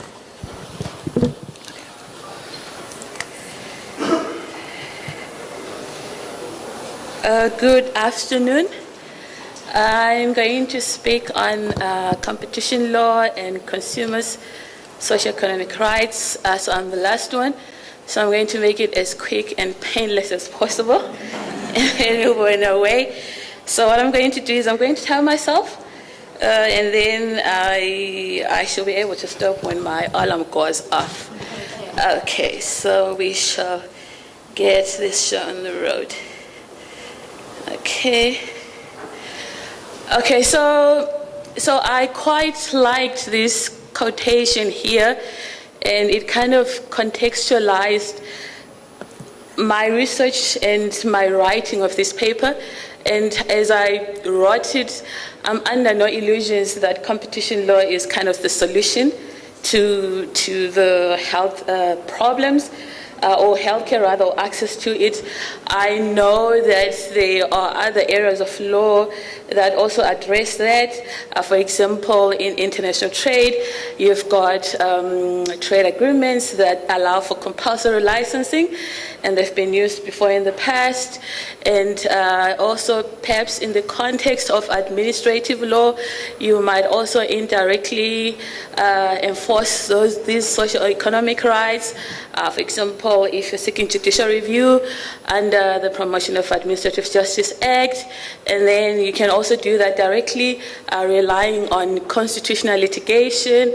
And there's several cases on that, such as Subramani, Treatment Action Campaign, and all those kinds of cases. So there's a lot of, it's been said, a lot of ink has been spilled discussing the justiciability of socioeconomic rights and all those things, and the determinants for the right to access to health. So I'm not going to get into that, but I'm going to try in this time that I have to consider how the competition authorities could directly enforce the right to health care. And I am concerned about prohibited practices, not so much as mergers and acquisitions, because I think that with mergers and acquisitions, it's easier to have these provisions enforcing this right, because If it's conditional approval, then the remedies are going to be employed in order to implement those rights. So I'm looking at it perhaps from a perspective of prohibited practices and what this can look like. And my assessment would be that indeed there is space for that. And what I do in this presentation or in the paper itself, I went through the provisions of the Constitution, looked at direct application of the Constitution, vertical and horizontal, and I'm especially concerned with horizontal because we're talking about private conduct insofar as it affects the right of access to health care, so that is what I'm going to be talking about. So I like this quote, and if you'll permit me, I'm going to read through it together. So it's from Michelman, and the title of the paper is The Bill of Rights, the Common Law, and the Freedom-Friendly State, published in 2003.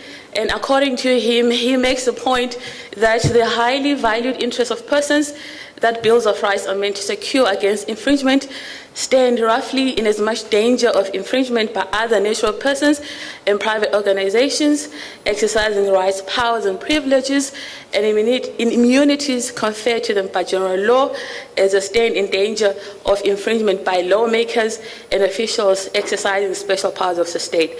Suppose everyone has a constitutionally super valued interest in having access to sufficient food and water, food sellers exercising powers under the law of contract to set highly profitable prices for their wares, and landowners exercising rights and privileges under the law of property to convert land from food production to game parks may threaten these interests as gravely as any state official ever would likely to do. So this point makes, so this quote makes the point that the right of access to health care is in much danger, even more so from violation, not only perhaps from non-action by the state or positive conduct, but as well as conduct from private businesses.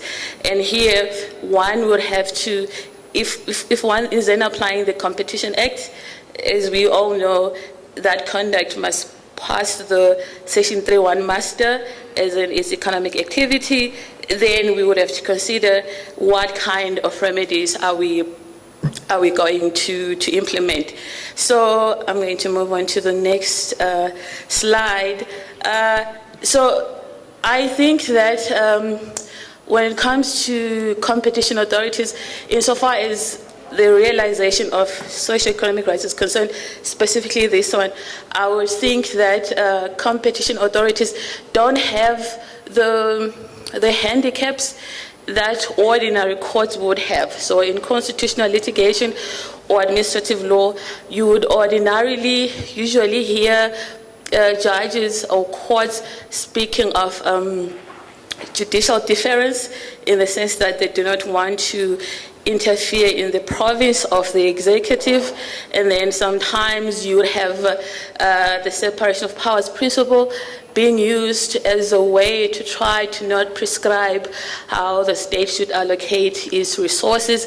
But if one looks at the role of the competition authorities, one would come to the conclusion that those handicaps that would apply to ordinary courts do not apply to competition authorities because they have the necessary expertise considering the department that they also fall under. So in here we've got the direct application of the Bill of Rights, and this traditional distinction is found, or one can find it, in Section 8.1a. The Bill of Rights applies to all law, binds legislature, the executive and the judiciary. As I said, as I started, I'm not really concerned with that. I am more concerned with the second one, which is the direct horizontal application of the Constitution as provided for in Section 8.2, and it reads as follows, that provision of the Bill of Rights bind natural or juristic persons if and to the extent that it is applicable, taking into account the nature and the right of the duty imposed by the specific right. And so I would think this would be the constitutional basis, that one would apply the Constitution to competition law enforcement, either Section A2, where you're dealing with the conduct of firms which qualify as economic activities and are not excluded by any of the exclusions in Section 3. And then we have the more broader indirect application in Section 39 of the Constitution, which is traditionally referred to as indirect application, in that even if one is not specifically applying or considering a specific right in Chapter 2, every court or tribunal or forum is under a constitutional obligation to promote the spirit and purpose and objects of the Bill of Rights whenever called upon to interpret any legislation and when developing common law, customary law. And for my purposes, I am concerned with the interpretation of legislation and not the common law, because we would all agree that the common law, insofar as enforcement in the prohibited practices, common law is not relevant. You can consider it is, for example, in interim applications, but if you are wanting to interpret what is a cartel, what is abuse of dominance, common law is irrelevant. So I would be more concerned with that part that I've underlined, interpreting any legislation. And then, so these are the two, you would say, the legal basis upon which you would then incorporate the Constitution. And I think that if you consider the jurisprudence of the Constitutional Court, there is a lot of cases that have to do with the application of the Constitution. But I think that if you look at them, they have more to do with the procedural aspects of litigation, the rights of respondent firms, the interpretation of some of the time limitations in the Competition Act. But I think what then needs to be developed is how would you then apply the Constitution directly or indirectly to promote these socioeconomic rights from the perspective of the consumer. And here I am talking about the right of access to health care. And I've mentioned this point earlier on. The above can be applied if the threshold test in Section 3.1 has been satisfied. So now I'm attempting, whoa. I'm sorry, let me turn it off. Let me do it quickly and then I'll take my seat. We'll give you 2 minutes. 2 minutes? Yeah. Okay, I'll make it quick. Okay, so then I try to look at Section 58.1, which grants the tribunal generous powers to make appropriate orders. And there is jurisprudence from the tribunal, and I think the Competition Appeal Court itself on what qualifies as appropriate is appropriate as between the parties and the Commission as a representative of the public interest. And then appropriateness, we also have jurisprudence from the Constitutional Court, which says that a remedy is appropriate if it is effective, and effectiveness is going to be determined with reference to the constitutional infringement and the impact of that remedy. And I think that these remedies are important because if one considers lesser administrative penalties, they are retrospective in the sense that they are addressing something that has already happened. You're trying to disgorge firms of whatever illegally gotten benefits they got. But I think that these remedies here would be prospective in the sense that they are going to look at the future. So that would mean that we apply them in addition to administrative penalties. So in my mind, it's not penalties or these remedies, but it's those penalties and these remedies.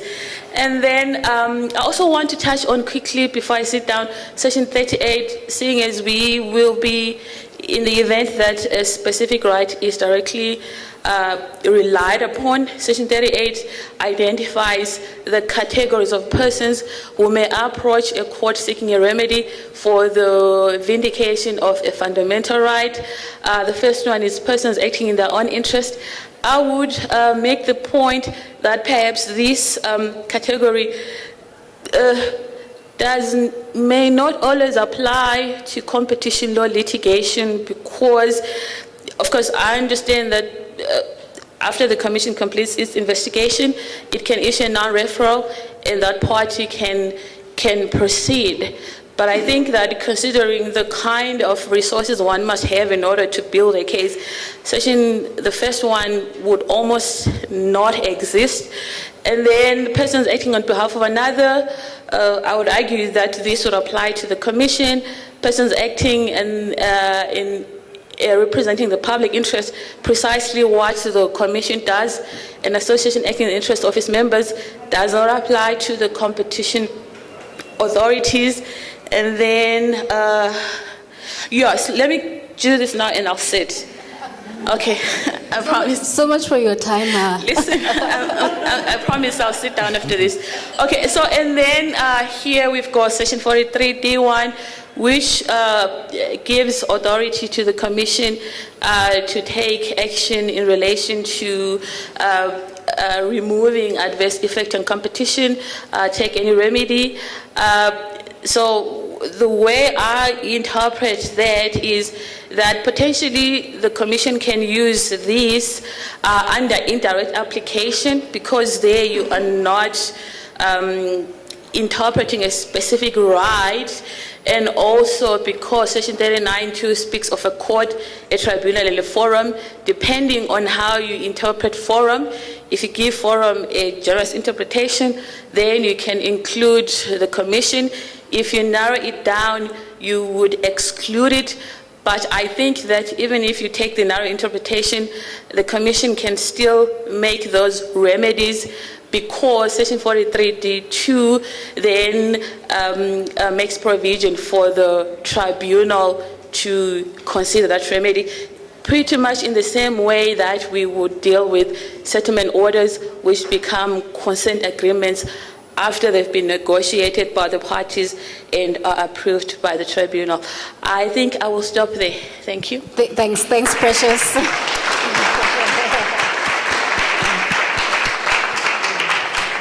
And that concludes our presentations, but we're not done yet.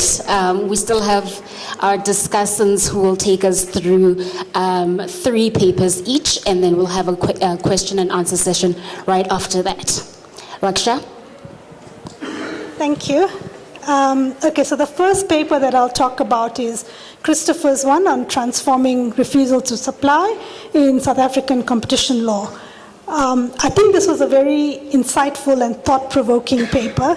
The paper looks at the transformative intent in the preamble of the Act when dealing with refusal to supply cases and the challenges that this brings. The paper challenges us to consider the foreclosure test more broadly, such that small firms are allowed an opportunity to build themselves into effective competitors, and also that we should protect them while they're still in the building stage, and not only once they've grown into effective competitors, because they may not even get to that stage where they become strong competitors if protection is not provided early on. So I particularly like this angle that the paper took. And the paper also asks that dominant firms should justify a broad spectrum of harm caused to small firms as a result of their refusal to supply. And there's some very useful tools in terms of how we can manage the challenges that this approach can cause. Overall, I think this was a very useful paper in terms of ensuring that refusal to supply does not negatively impact small businesses. The second paper that I'll look at is Noma Somi's competition and pricing strategies in South African townships. This was also a very interesting paper looking at pricing practices in South African townships across different types of businesses. So the paper looks at businesses beyond just spaza shops. And I think some of the comments that I have on this paper that the authors can consider is providing clarity on the different types of businesses that were considered. So I know there were 10 different ones, but maybe just more information on what the different types of businesses were, and also a breakdown across the different provinces so that we can see whether there are differences in the results, depending on the types of businesses that were looked at, and also across the different provinces.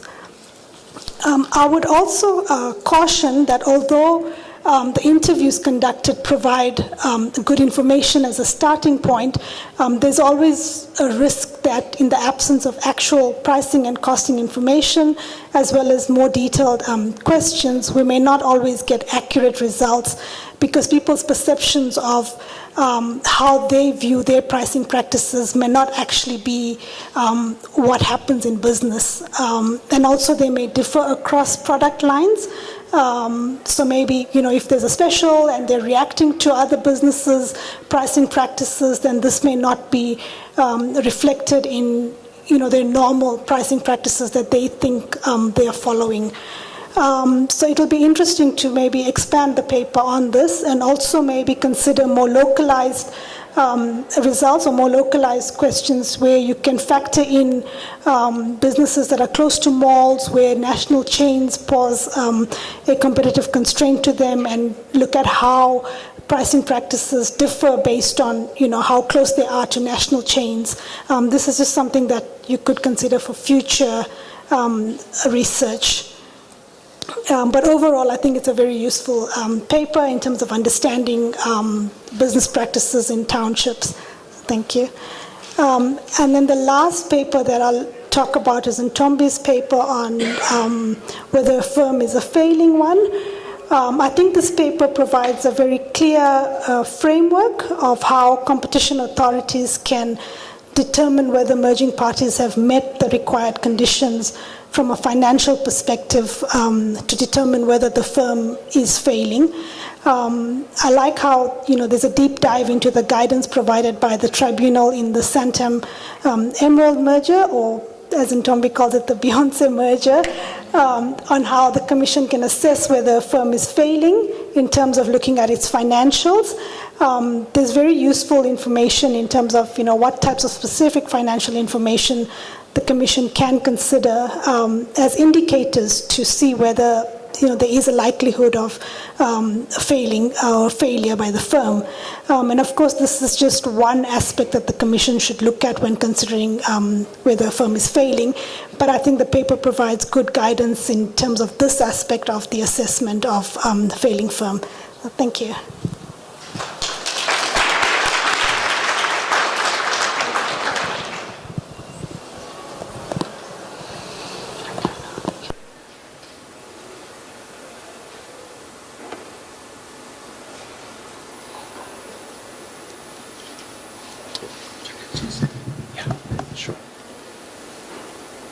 That's showing.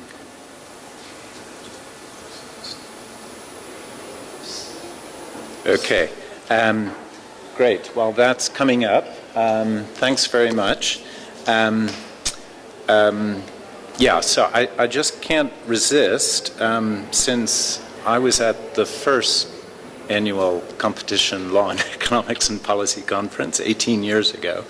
I think it's come a long way.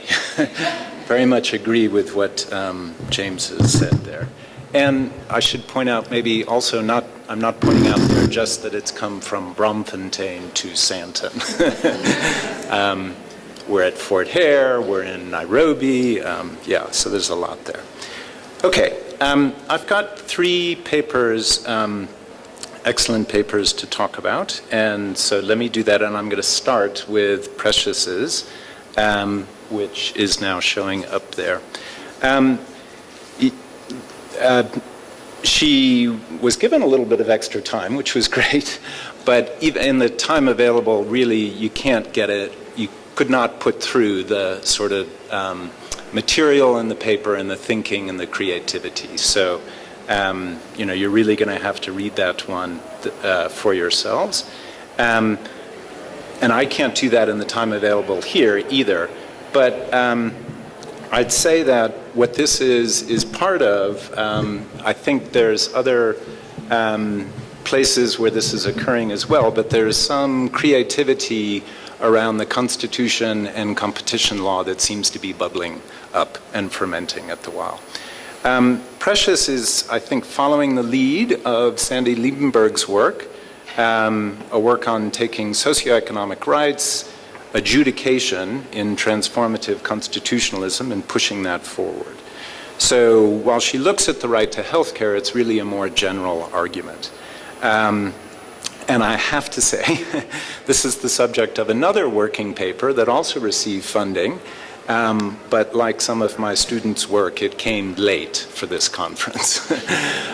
So there is another working paper out there. In my humble opinion, these two speak to each other, and I'm looking forward to putting those works and authors, etc., into conversation. So Precious is working with, I think, two central insights here. One is from sort of outside in constitutional law that authorities implementing the Act, I mean, this is a general argument, but it certainly works for the Competition Act, can advance rights by pursuing constitutionally inspired remedies within the four corners of the Act. I think that's a phrase, that four corners part, maybe from Sandy's book. Yeah, okay. So it's really that idea of taking the Act as a structure, as a remedial and institutional structure, and feeding the constitutional norms through it. And then, and she starts out with this, wasn't able to do it in the presentation, from Pioneer Foods, the Bread Cartel, Liberty and Clubes, an article, nice article about the design of remedies. So the idea about the design of competition remedies so as to directly benefit, in that case, the affected consumers, i.e. the poor. So she then argues that it is impossible for the, sorry, not impossible, it is possible for the competition authorities to impose these remedies directly aimed at this constitutional right. This is because of the generous powers to make appropriate orders. And the specific remedies she discusses, this is, I think, right when she said, whoa. As in, the time was catching up to her. So the three remedies that I've pulled out from the paper there is akin to a constitutional declaration of invalidity. There's the possibility of the tribunal, the CAC, declaring provisions in a prohibited agreement to be void. 65.1, a public interest action brought, and there's an interesting question there about defining the boundaries of that class, the majority low-income segments of the South African population, which would then qualify as a group or class of persons, could be adjudicated upon and decided by the CAC. She's pulling upon the South African Law Reform Commission and using the 17th Amendment as a authority for that. And then indirect application with the CC Competition Commission here, issuing remedies in terms of 39.2. Okay, so we don't have a lot of time to go through things fully, but some further questions that I think will make this paper, well, even better, but they may really be for another paper because this paper is really good enough. Where's the place of rules, the institution of the Commission, the Tribunal, and the CAC in the direct and indirect application? That, I think, specifically relates to the locus standi question and the interesting Section 38 of the Constitution issue that you were pulling in here. So I think there's more to talk through there. That's 21 to 22 of the paper. And then, and this is the distinction in socioeconomic rights between negative and positive remedies is actually important to go back to here. We've all been, no, we haven't all been to law school because some of us are economists, but all of us who went to law school have had kind of that distinction almost beaten out of us. Because the whole point with the South African Bill of Rights is that it puts socioeconomic rights in as rights in the Bill of Rights. Nonetheless, when you get to a particular institution in an act and thinking about it as a way to put forward remedies within the four corners of an act, that distinction becomes important again. So the distinction between negative remedies, saying something is invalid, or positive remedies, actually saying, you know, go out and do this, and it's a little bit different than just not doing what you used to be doing, is actually crucial, I think. One place where that actually comes up, although it can come from other places too, is that both this paper by Precious and actually the one that I'm involved in with the Mandela Institute need to, I think, take more into account.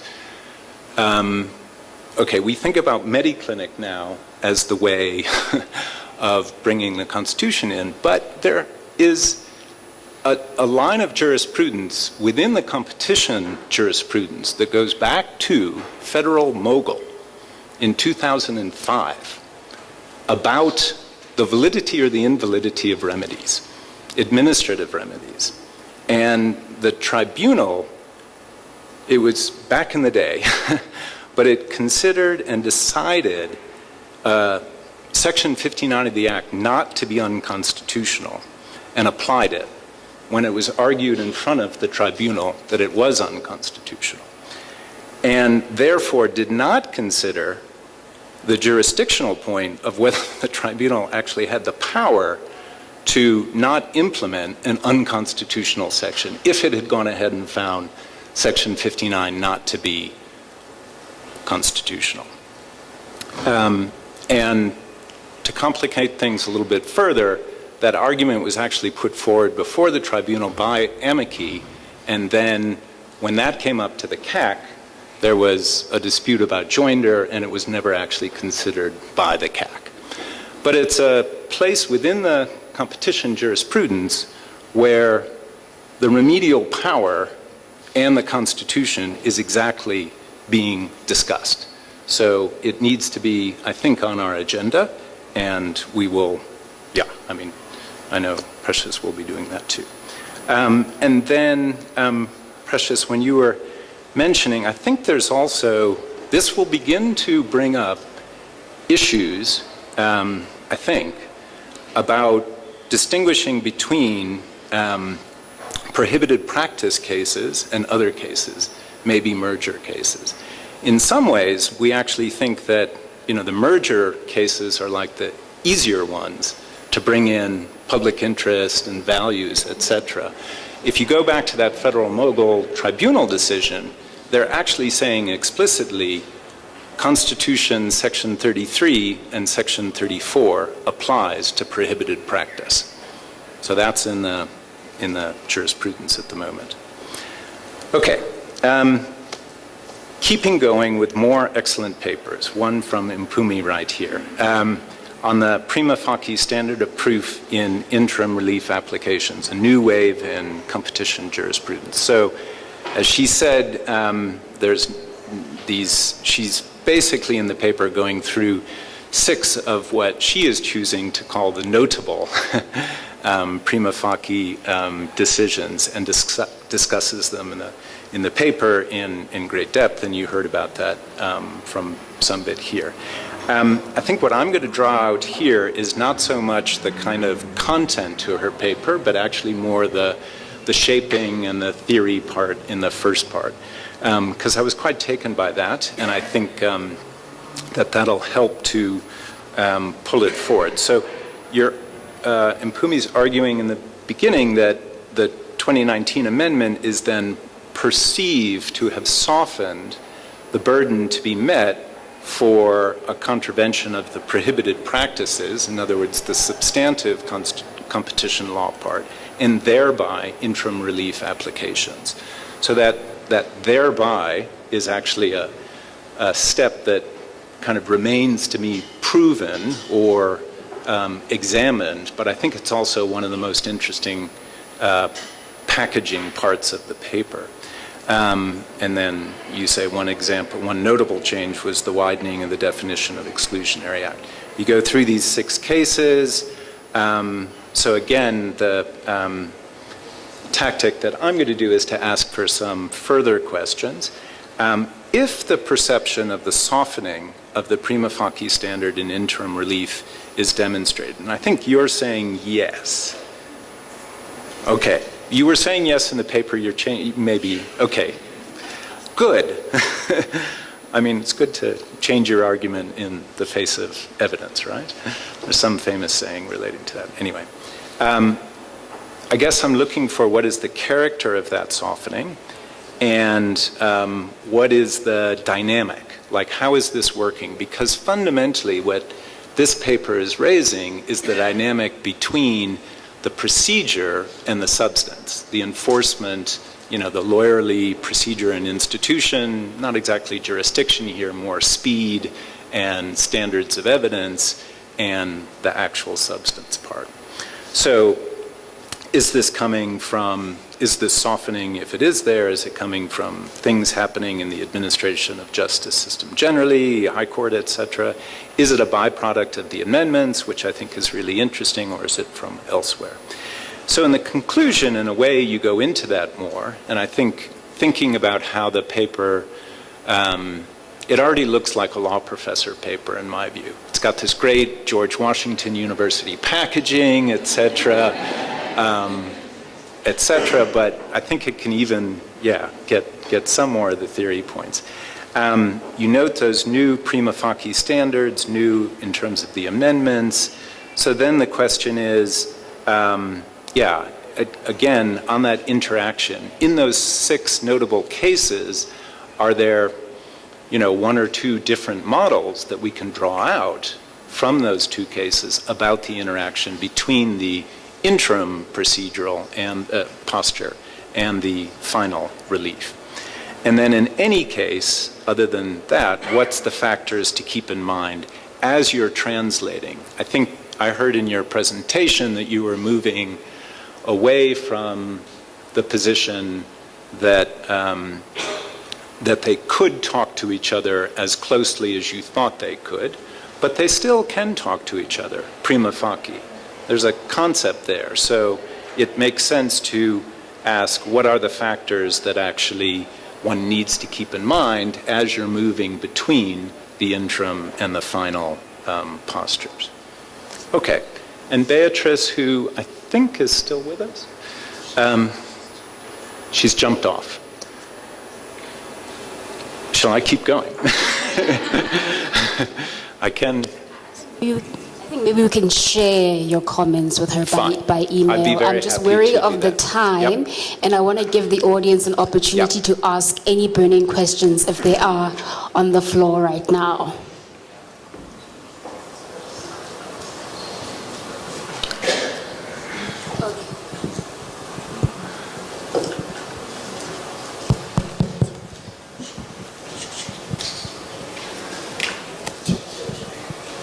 Thanks, okay. Good afternoon, everybody, and thanks to great presentation, actually, to the presenters. I think at some point it was very thought-provoking. I just want to give a comment before I can put a few questions to. My comment goes to Precious, because I find this as an ambit of our, like for our competition law to become alive based on the challenges of South Africa, it becomes very imperative that our legal framework, or including the courts or even the Competition Commission, we take advantage of the fact that our law allows civil law and also common law. At some point, I think Precious alluded to that when you look at the common law approach, it's very rigid and it's very narrow.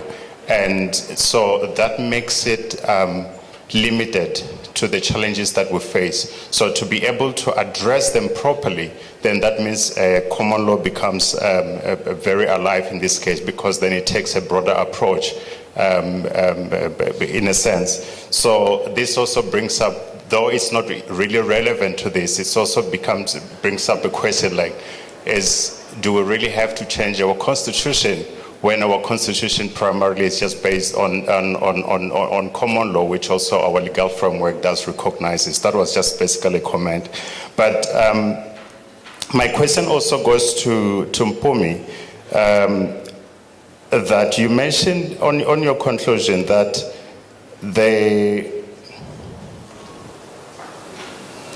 when the evidence that is based that is submitted to the court needs to consider the applicant's stance first, and then that's where it will consider the defense side.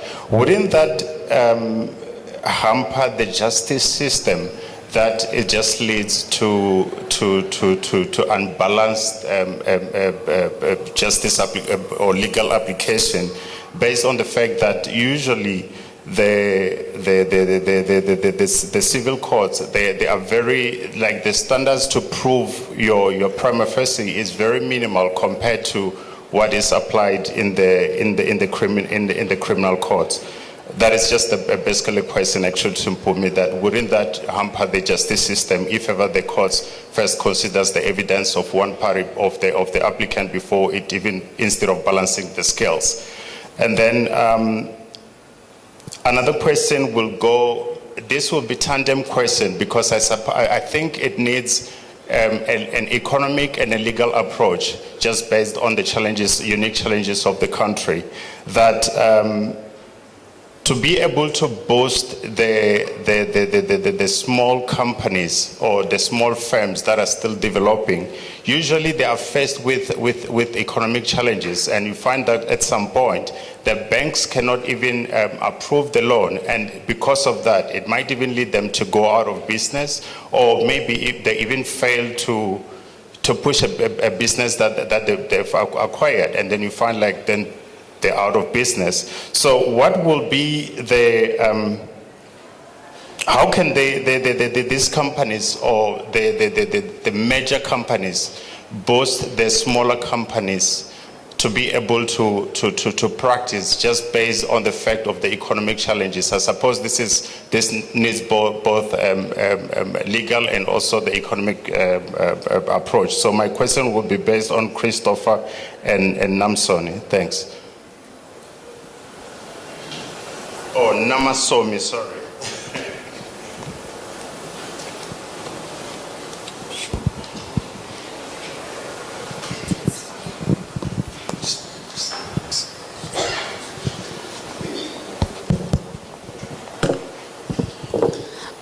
Just to respond to your comment, thank you for it. Do I believe that this hampers justice to perhaps consider applicant's case first, or where the prima facie standard is used in the other portions of the Act where the onus has actually been shifted? Does this hamper the administration of justice? And in the first instance, I would categorically say no, because the respondent's case is absolutely considered straight after you've looked at the applicant's case. Furthermore, the potential harms in the interim relief context are always time limited. So I believe that when you look at the balance of evidence, which is the prima facie case, and then you also look at the balance of convenience, you also look at whether there's going to be irreparable harm, those are kind of interest of justice type considerations. And I think that using that interest of justice lens helps to balance it all out. It's a cumulative exercise of all three.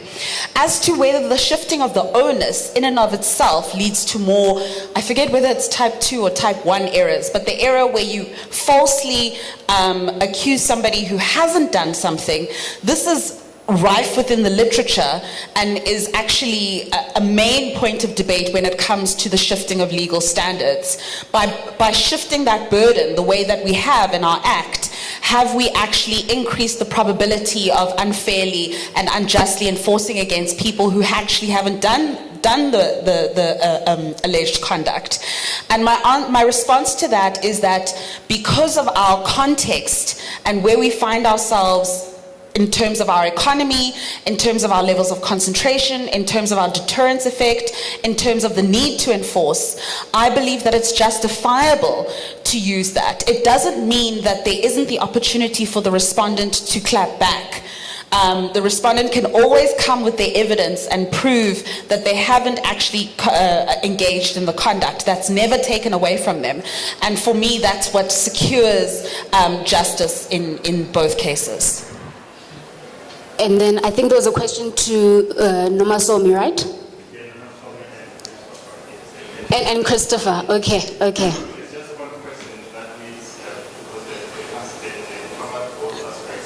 Okay, we'll give them both an opportunity to answer quickly.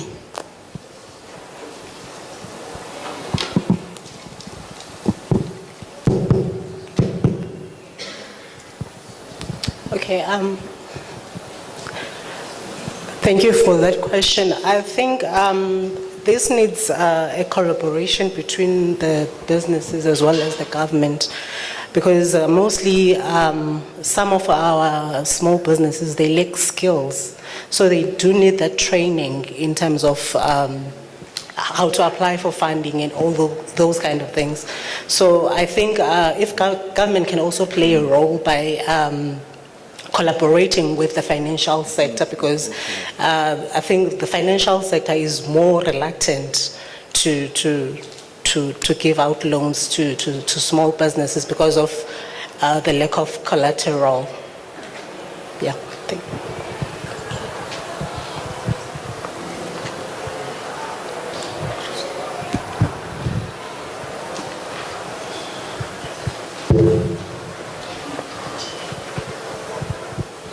Thank you. So if I captured the question, the lawyer's answer to how we would encourage small firms to grow and create space for them in the economy, I think it really is a question of reading the rules, reading the legal rules such that we can open up that space. So we can sort of interpret the Competition Act in light of the purposes and come up with legal frameworks that are not restrictive in terms of enforcing and reordering some of the economic relationships in society that hold small firms back. So I think the lawyer's job is sort of a preface to the economist's job, is that we sort of create the legal space for the economists to come in and perhaps do the tough enforcement work on a case-by-case basis. Okay, thank you everyone. I think now it's lunchtime. I think the session has gone on for 2 hours, so I've been a very bad timekeeper. But I think the presentations were really good, and we needed the presenters to go into as much detail as they could, because they actually spent a lot of time into this, into the work that they put into their research papers. I've got 2 announcements. Firstly, there are 2 lunch venues. The one is upstairs on this floor, and that's for the special dietary requirements. And the other lunch venue is 2 floors down. And then in terms of parking, to validate your parking, you need to scan a QR code, which is by the restaurant. So don't forget to do that. I hope you'll enjoy the rest of the conference. And yeah, thank you for joining this one. Thank you to our presenters, and thank you as well to our discussants for a very illuminating session. Bye.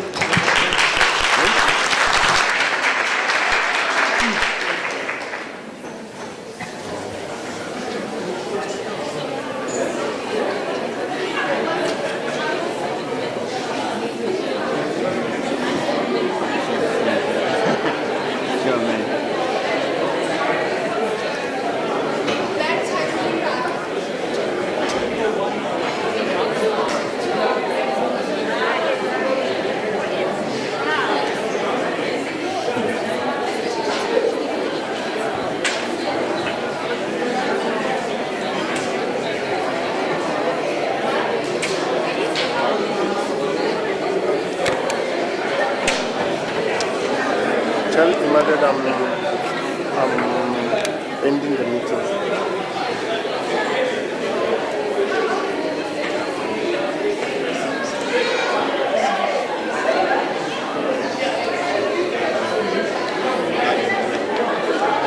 So what's the difference relative to what's going on today, or it's the wrong stage?